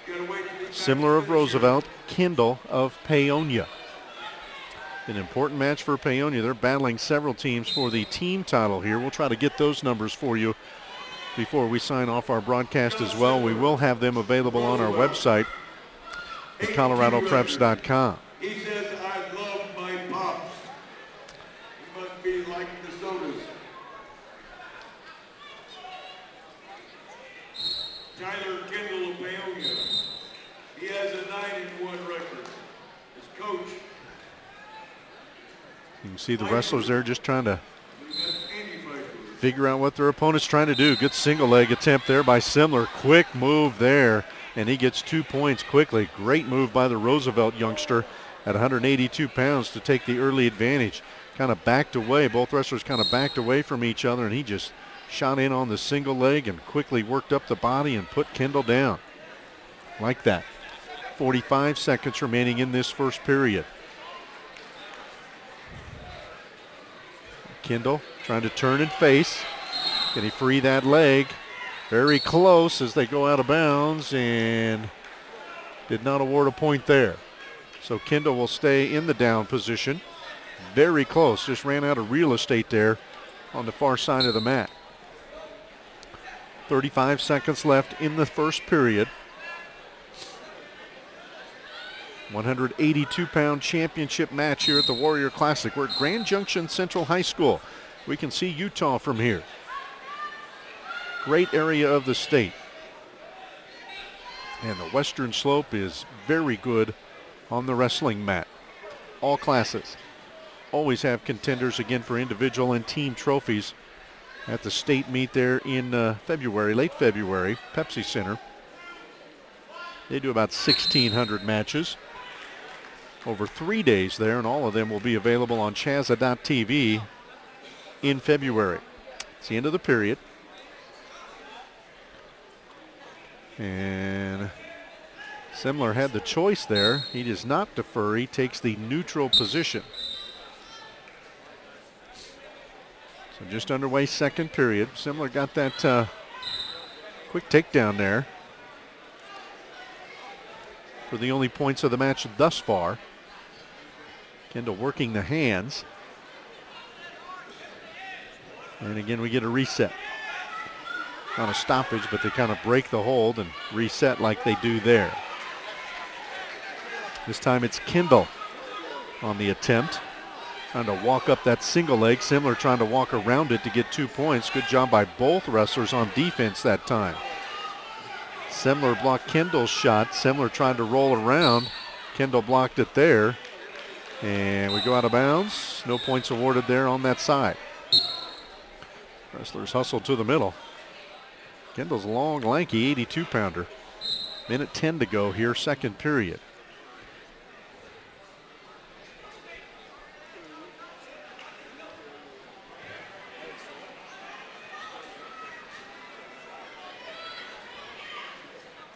And not much doing here.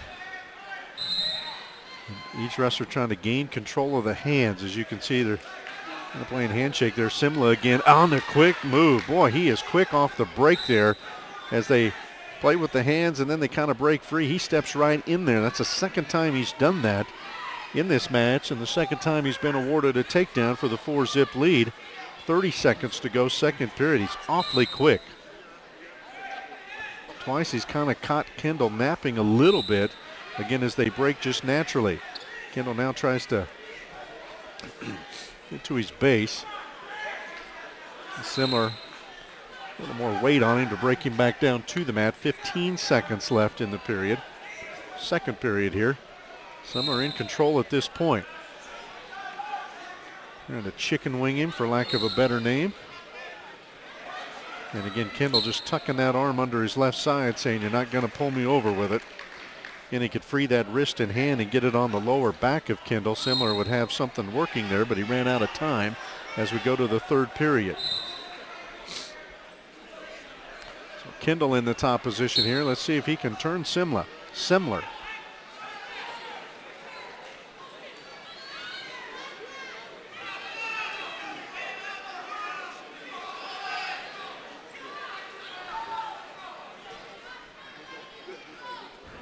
And you can see he's working that left arm there, trying to bring it down underneath.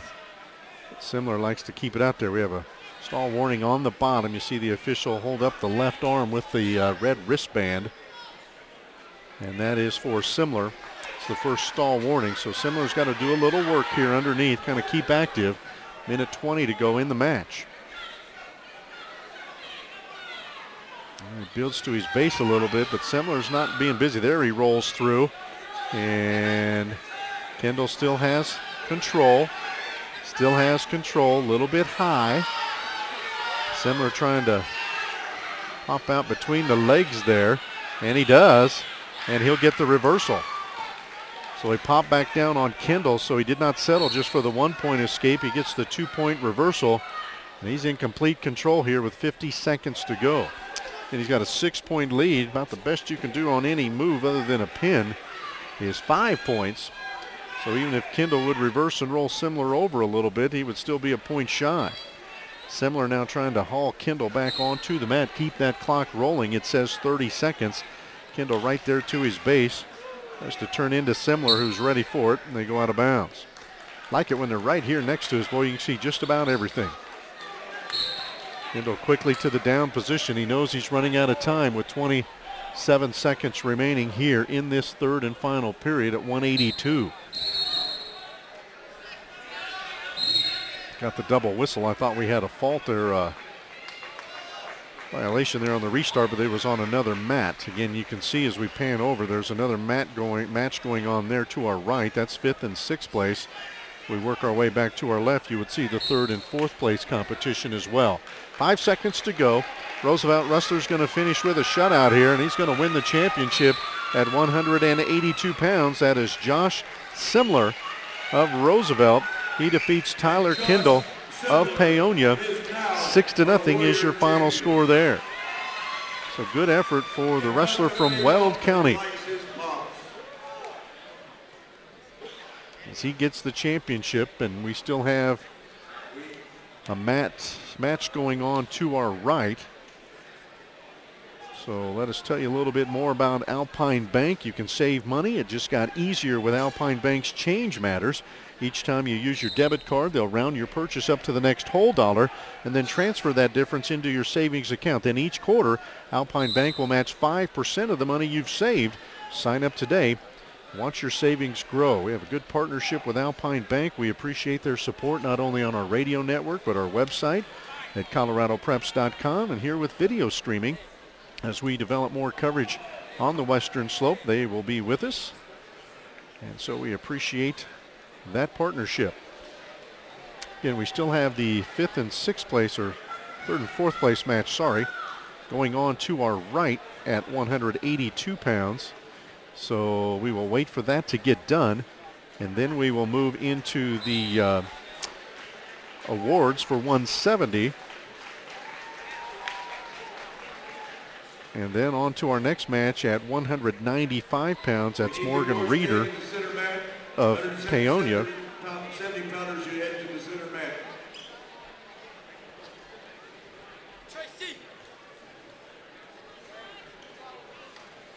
And he will take on Ty LaFramboise out of Eagle Valley. Appreciate the help bringing those boards stand out, guys. You look good doing it. Your 170-pound champion, Warrior champion, Jacob Seeley from Buda. There you can see the placers at 170 pounds. Jacob Seeley of Fruita Monument, your champion. Your second place champion, Caleb Cuneo, Air Academy.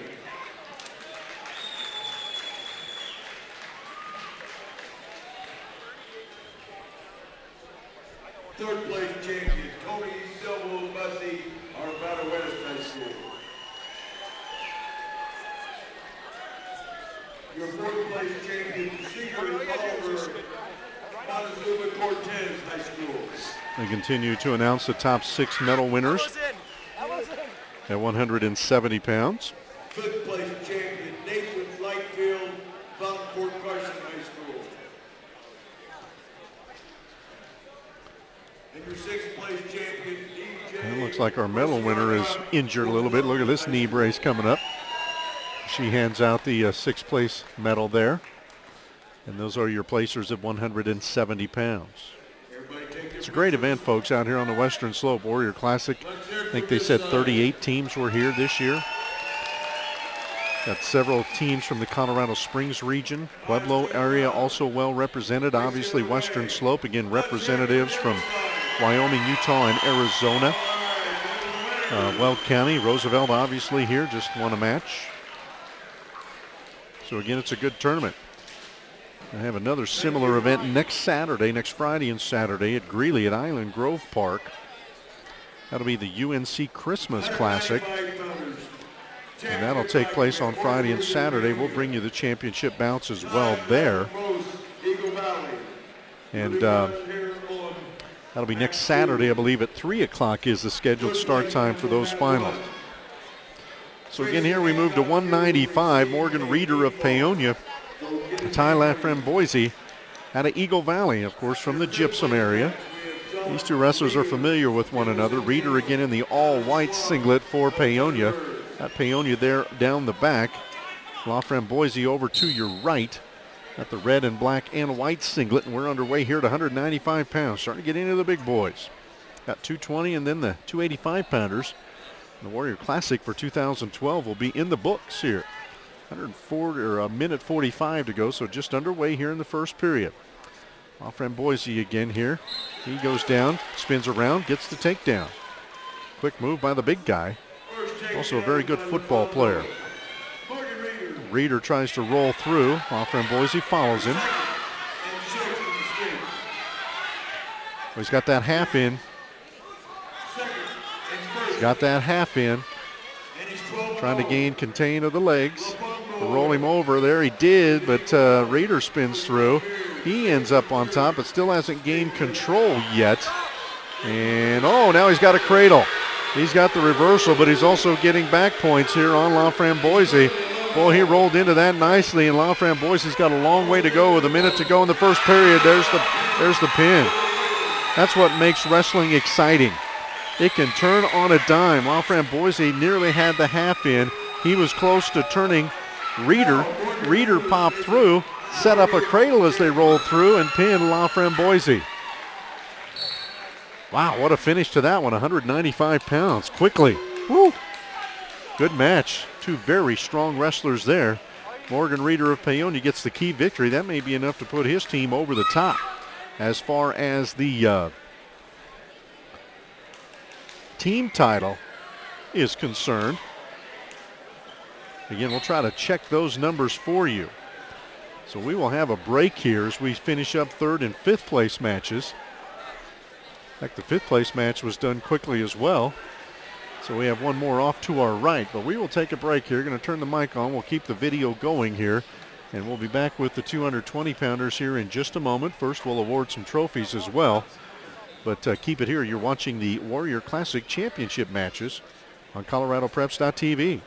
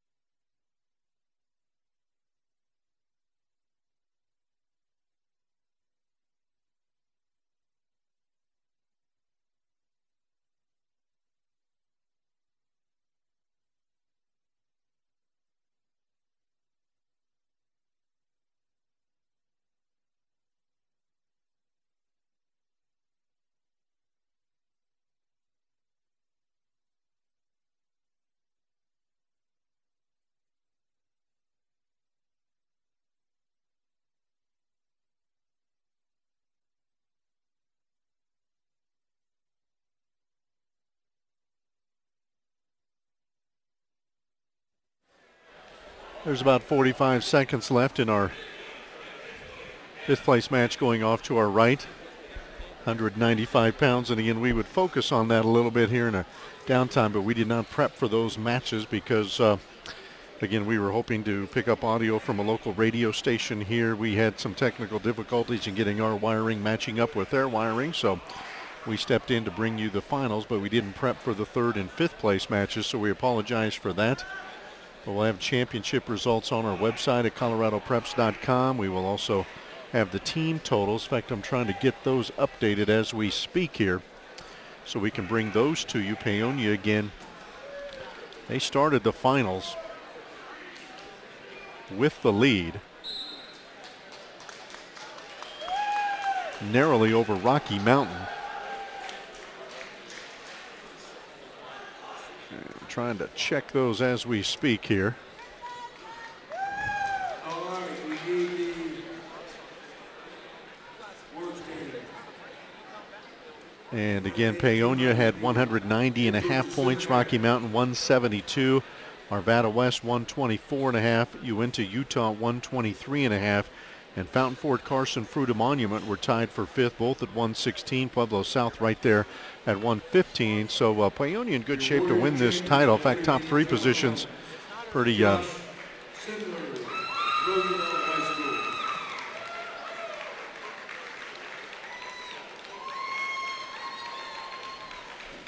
These are the placers for 100.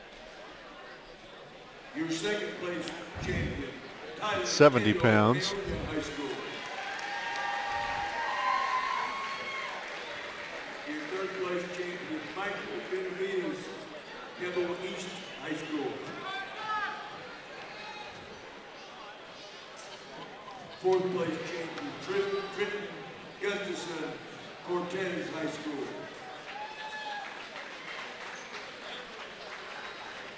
Fifth place champion, Alex Clay, Rocky Mountain High School.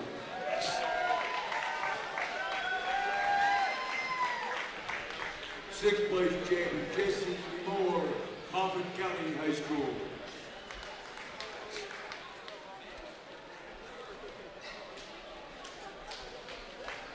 All right, take your picture from this side. Let's hear it from this side now, the Warrior champions. Let's turn around and face the other side. Let's hear it from this side. So again, those are your state placers at 170 pounds here. And we will move next into the 220-pound division. Thank you, gentlemen.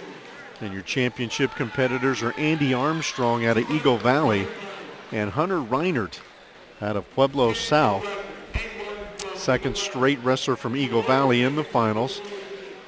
Ty LaFramboise just lost at 195. Andy Armstrong will try to pick up a win for the Devils. He will face again Hunter Reinert of Pueblo South. And our last match will be the 285-pounders, Troy Darby of Paonia and Cole Meyer. A huge individual from Uinta, Utah. He's 6'6", 6'7", and again, all of 285. In fact, his nickname on his bio sheet, he said, AKA huge. So we look forward to seeing him. Armstrong again is the wrestler from Eagle Valley, and he is in the singlet to our right there, the white front but the red stripe and the black back. Reinert from Pueblo South. Got that colt right there on his right hip. And South down the back of his white singlet. So we're underway here at 220 pounds rather. Armstrong again. Made the first attempt. Reinert trying to control the hands. There, he just overpowered his opponent, did Armstrong. And he'll get the 2-point takedown there. Minute 20 to go, first period. Armstrong again from Eagle Valley. Reinert from Pueblo South. So again, the state very well represented in this tournament. Got some schools from the I-25 corridor. Don't go farther east than that for the most part, but then everything else west of I-25 pretty much well represented. Center and Monte Vista here from the San Luis Valley.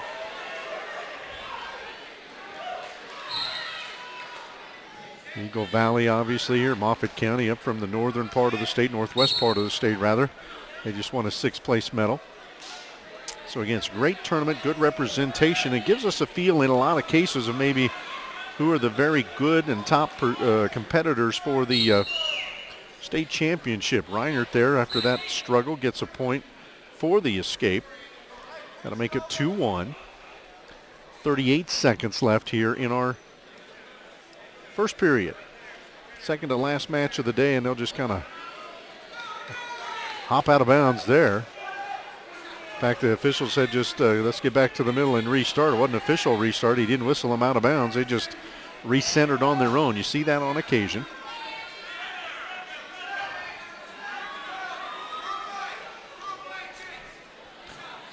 Again, Armstrong drops down to the knee there and went for the single leg, but blocked nicely by Reinert. 5 seconds left in the first period, so we'll go to the second, it looks like, with Eagle Valley wrestler on top, 2-1. There you can see Eagle Valley on the singlet, front side of Armstrong. He defers. Reinert looks to his coach and says, what do you want me to do? He's going to start in the down position here. He trails 2-1, does Reinert. Starts on the bottom. Armstrong to cover. Trying to set up that cradle, looks like. Gave up on that.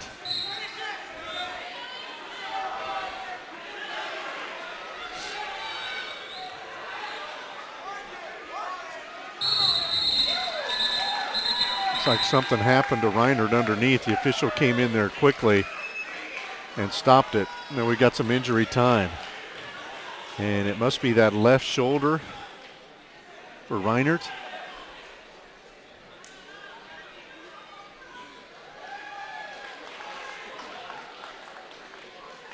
It's the left shoulder or the knee. I'm not sure which one it is.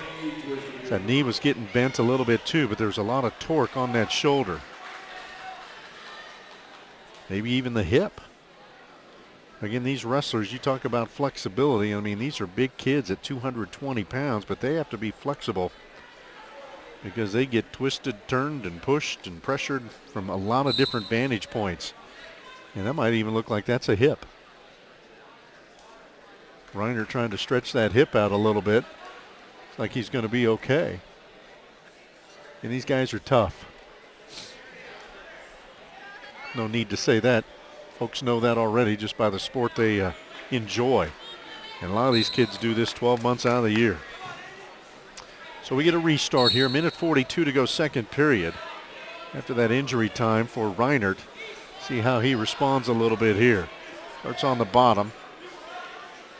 And Armstrong tosses him back down to the mat, but Reinert almost popped out of there, almost freed that hand enough to gain some leverage, but Armstrong back in control here. Reinert again building the base. Tough to keep these big guys down. I mean, in the down position, the top wrestler has control, but at 220 pounds, imagine trying to hold somebody down that size and keep him flush to the mat. Just difficult to do no matter how strong you are. So again, Reinert built the base. I think the official popped in and said, how's that hip doing, or how you doing there? And he gave him the okay, and they'll keep wrestling. Wrestling officials do a good job. They're always watching out for the safety of the competitors.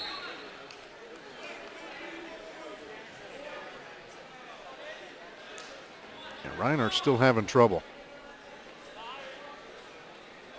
That hip is hurting him. 52 seconds to go. Second period. Armstrong in top, on the top position. And then we get a caution to the top. And the official again explaining what he just called. Again, there's a good job of refereeing or officiating. Explaining why the caution was called.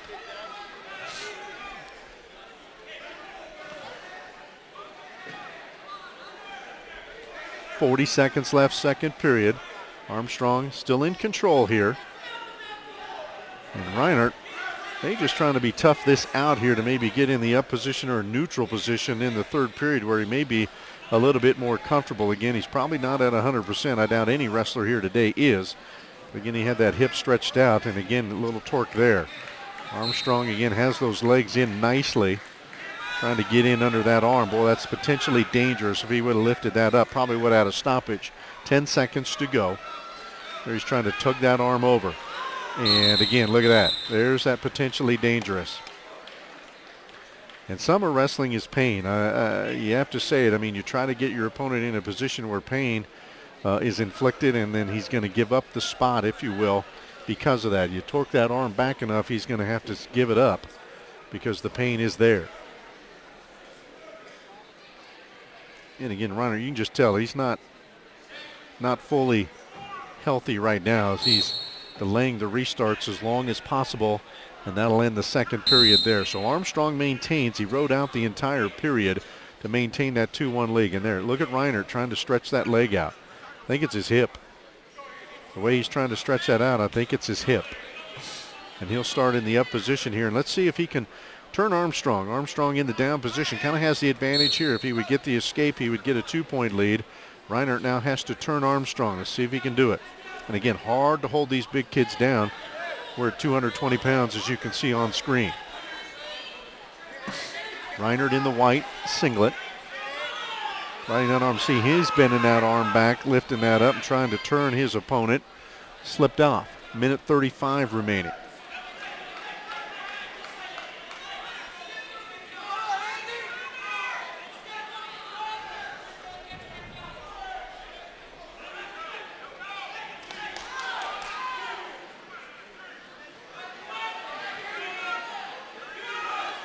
And Reinert just on top. Got those legs in, controlling the hips. The official kind of sneaking in to see if he's doing everything legally there. That's what he's got his head in there for. Minute 5 to go in the match, and now we get a stall warning on Reinert on the top. And again, he explained it to the official, or the official explained it to Reinert, rather, what he was doing. Reinert looks over at the clock. Minute 4 it shows in the third period. Reinert trails 2-1. Going to get an alternate start.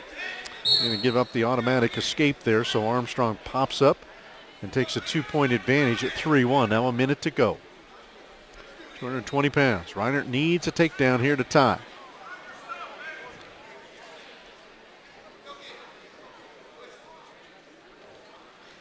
There's Armstrong in on the double leg. Reinert tries to throw him over, and now Armstrong in complete control. There's the quick pin. I think Reinert's hurt too much.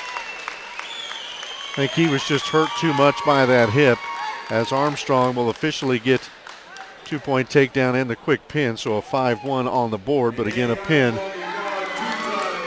at 5:18 on the clock.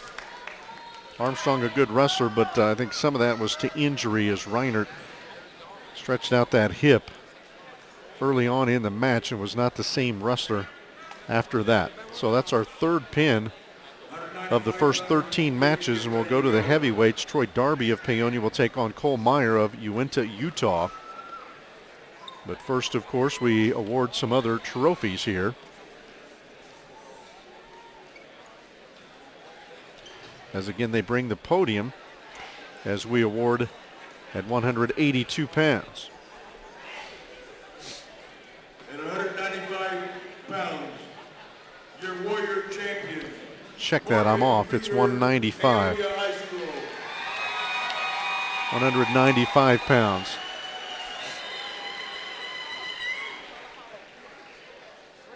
And your second place champion tonight, back from most Eagle Valley High School. Morgan Reeder, your champion there.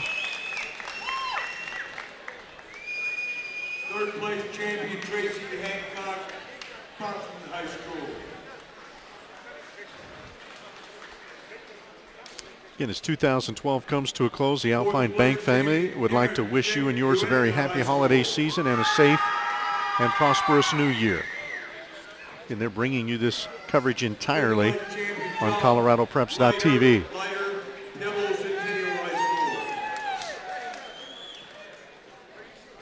Your sixth place champion Tyler Schwab, Thunderbolt High School.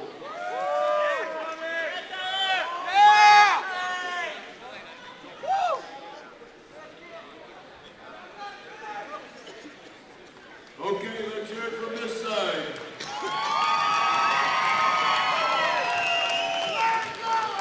That's pretty good. You're gonna have to do something better over the other side if you're gonna win. So again, those are your medal winners at 195 pounds. PA guy, don't know his name. I apologize for that. He does a great job. Announces this tournament, says a lot about each and individual kid during the match, and gives both sides of the gym a chance to take pictures and celebrate the medal winners there at 195 pounds. We will move to 285 pounds. Again, our final match of the evening. Troy Darby of Paonia against Cole Meyer of Uinta, Utah. Again, just across the border there. Grand Junction actually schools in this area play at Uinta. Tony Darling. Yep. Tony Darling. Okay. Thank you. We had Tony Martinez and My wife's listening. Okay, we got a correction there. We appreciate that. Tony Darling. We called him Darby. It's Darling from Paonia. So we appreciate the help there. Tony Darling of Paonia will wrestle Cole Meyer of Uinta, Utah. And there is AKA Huge is what he put on his bio. To your right, that is Meyer of Uinta, the Utes. One of at least, I think, 3 out-of-state schools here. Cole Meyer of Uinta, Utah, all of 6'7" and 285. He'll wrestle Tony Darling of Paonia. And again, we appreciate the help on the names. So here we go, our final match of the day at 285 pounds as we wrap up the Warrior Classic coverage on ColoradoPreps.tv. Again, Meyer with his back to you right now, got that big ute on the back of his big back. And Darling of Paonia in the all-white singlet. They have Paonia down the back of theirs. So we'll get a restart here, minute 44 to go. First period just underway.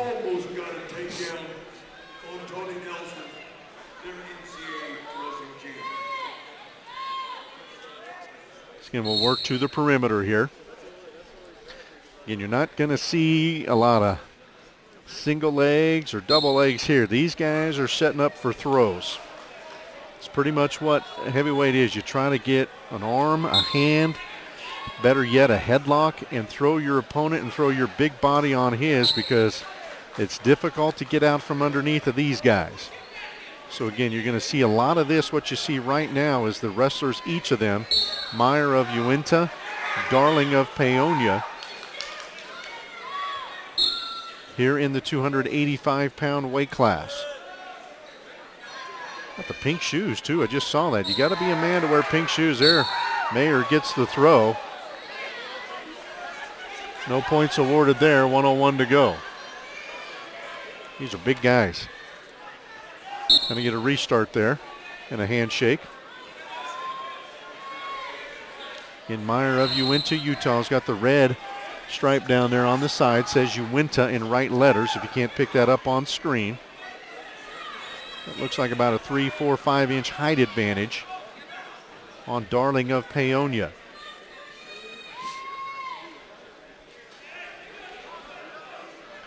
And they're trying to strip the leg. Nothing doing there. 30 seconds left in our first period. Darling steps out, so we get a restart in the middle. And they don't let these big guys do much on the perimeter, because if they turn and throw, they're going to go off the mat, and in this case onto the basketball court in some areas. Meyer of Uinta in the Utes from across the border there. Darling from Paonia, again, favorites to win the 2A state championship. Looks like they're going to win the team trophy here as well. 5th of 5 wrestlers in the championship round here at the Warrior Classic. So this will end the first period, no score. Again, these are heavyweight matches. This is what you are going to get most of the time. They're trying to throw their weight around a little bit, especially in that first period, trying to get like I said, a hand, an arm, a wrist, a head. Just grab something and throw and land on top. Now here, we'll see if Darling can hold down the big guy from Utah, because again, he is a load. 285 is the limit. He's 6'6", 6'7". There's Darling trying to get into a cradle. He's got the hands locked. Can he turn him? Big base from Meyer, but Darling has the cradle in there and he turns him. So did he get enough for the back points there? Yep, they awarded 2 back points. So Darling takes the lead there. He still got it, and he rolls him again. And oh boy, now Meyer falls over. So you got 2 points apiece. So Darling has the lead here at 4-2. When I say oh boy, because Darling ended up on the bottom there, and Meyer is a load. So it's 4-2 Darling with the lead. And he'll try to inch out of bounds, I'm guessing here. A minute 10 to go. That was some quick movement from the big guy. Darling rolled him over once for 2 points in the cradle, rolled him over again, and then slipped off, but he got awarded 2 points, and then he found himself on his back with Meyer on top, but he squiggled out of there before more than 2 points on the reversal were awarded. Dangerous spot really for both wrestlers there. So Meyer in the top position here. Darling steps and faces, but again, he's got to free that leg, and there's the trip. That's legal. 50 seconds to go in the second period. Again, Meyer on top, trailing 4-2. He turns Darling. There's the official in. He's counting some back points. And there will be 3 points awarded here. Now they just have to wait and see. Okay, so they awarded 3 points, so Meyer gets the lead there, 5-4. Now he has to break the hold. He can't turn him over with the same hold and get more back points. He's got to break it and reset, and Darling tries to squeeze out of there. 20 seconds to go, second period. He's faced, but he can't free the leg. Tries to throw, and got to free that leg still. Didn't quite free the leg for the reversal. Tried a dangerous throw there. And again, wiggled out from underneath. And we go to the third period, still 5-4. So Darling again took the step back and laid and tried to throw Meyer over the top. Meyer landed on top of him, and Darling went on his back momentarily, but not long enough for any points. And then Darling just about squeezed out of there for the reversal, but he couldn't free the leg. Look how big that man is. I'm looking at a right tackle if you're a football fan.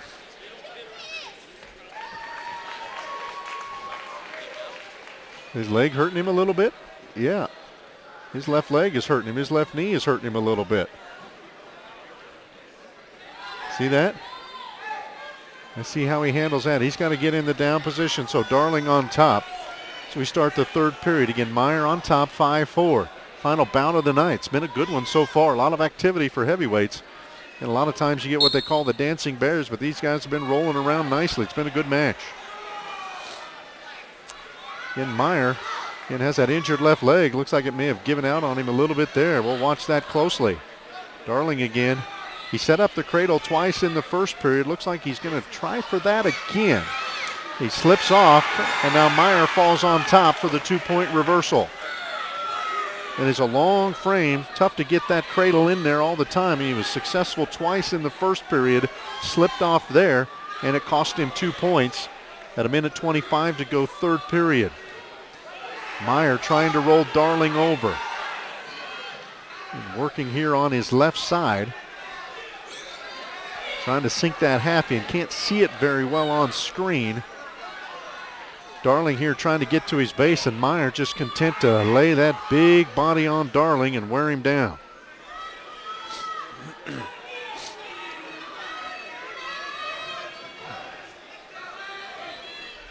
.55 seconds to go in the match. Now he's trying to walk over from the right side. Trying to grab a leg, grab a shoulder, and get that shoulder and head in on the side and gradually roll over your opponent. Use your weight. Hasn't been able to get Darling over, but Darling's got to get up and get out of there quickly. He's trailing by 3. Now 30 seconds remaining in the match. Trying to tilt there. That didn't work. Give credit for Meyer. He's been busy on top. Darling, again, you've got a lot of weight laying on you to get out from under. Now the half is in by Meyer. And he gets up high, and there he's got him rolled over. This will be tough for Darling, and there's the fall. 14 seconds to go in the match. So that'll be a 5:46 on your fall.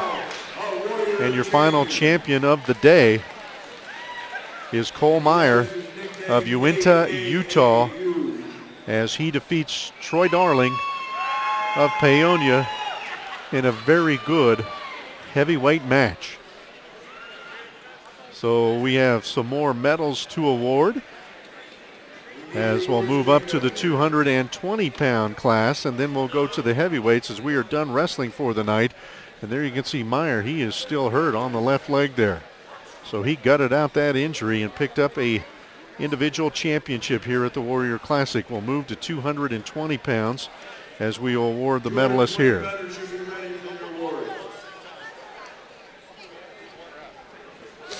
We're going to have a lot of folks walk in front of our camera here now, probably, that the matches are complete.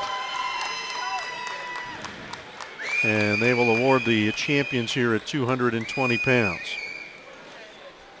Our coverage is presented by Alpine Bank. Saving money just got easier with Alpine Bank's Change Matters. Each time you use your debit card, we'll round your purchase up to the next whole dollar, transfer the difference into your savings account. Then each quarter, Alpine Bank will match 5% of the money you've saved, signed up today, and watch those savings grow.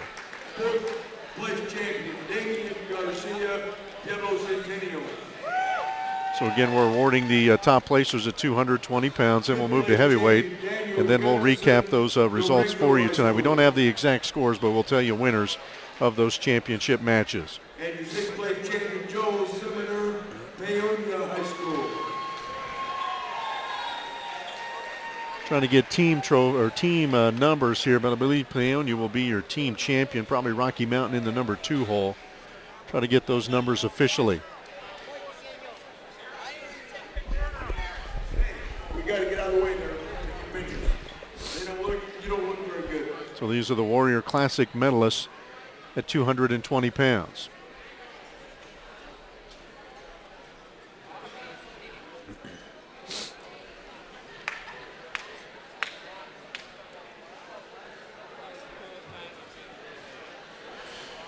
Now they're going to turn to the other side probably.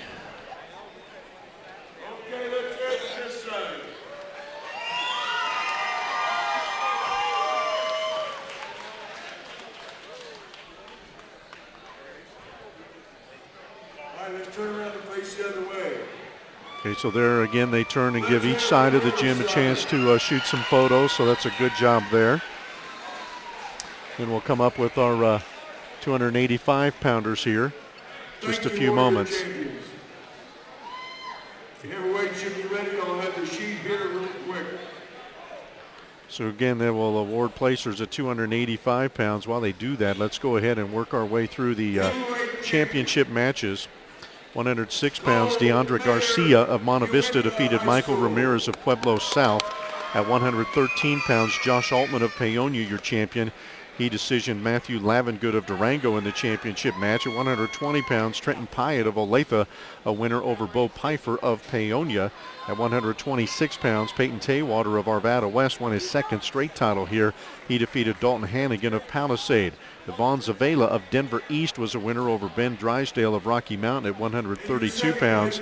At 138 pounds, Ryan Davies of Montezuma Cortez, a winner late in overtime over Darren Hankins of Roosevelt. He got a takedown in the first overtime period.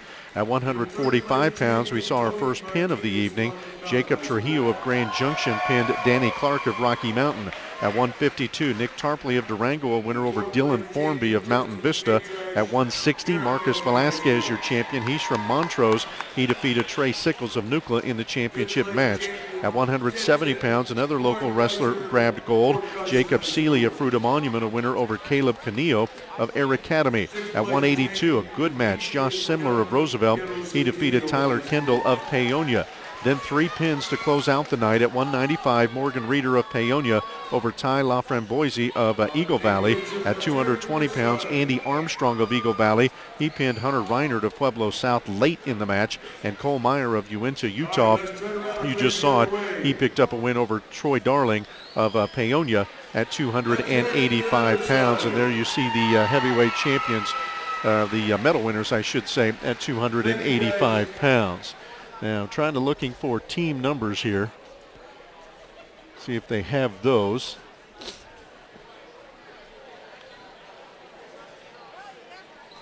Trying to see if we can get those.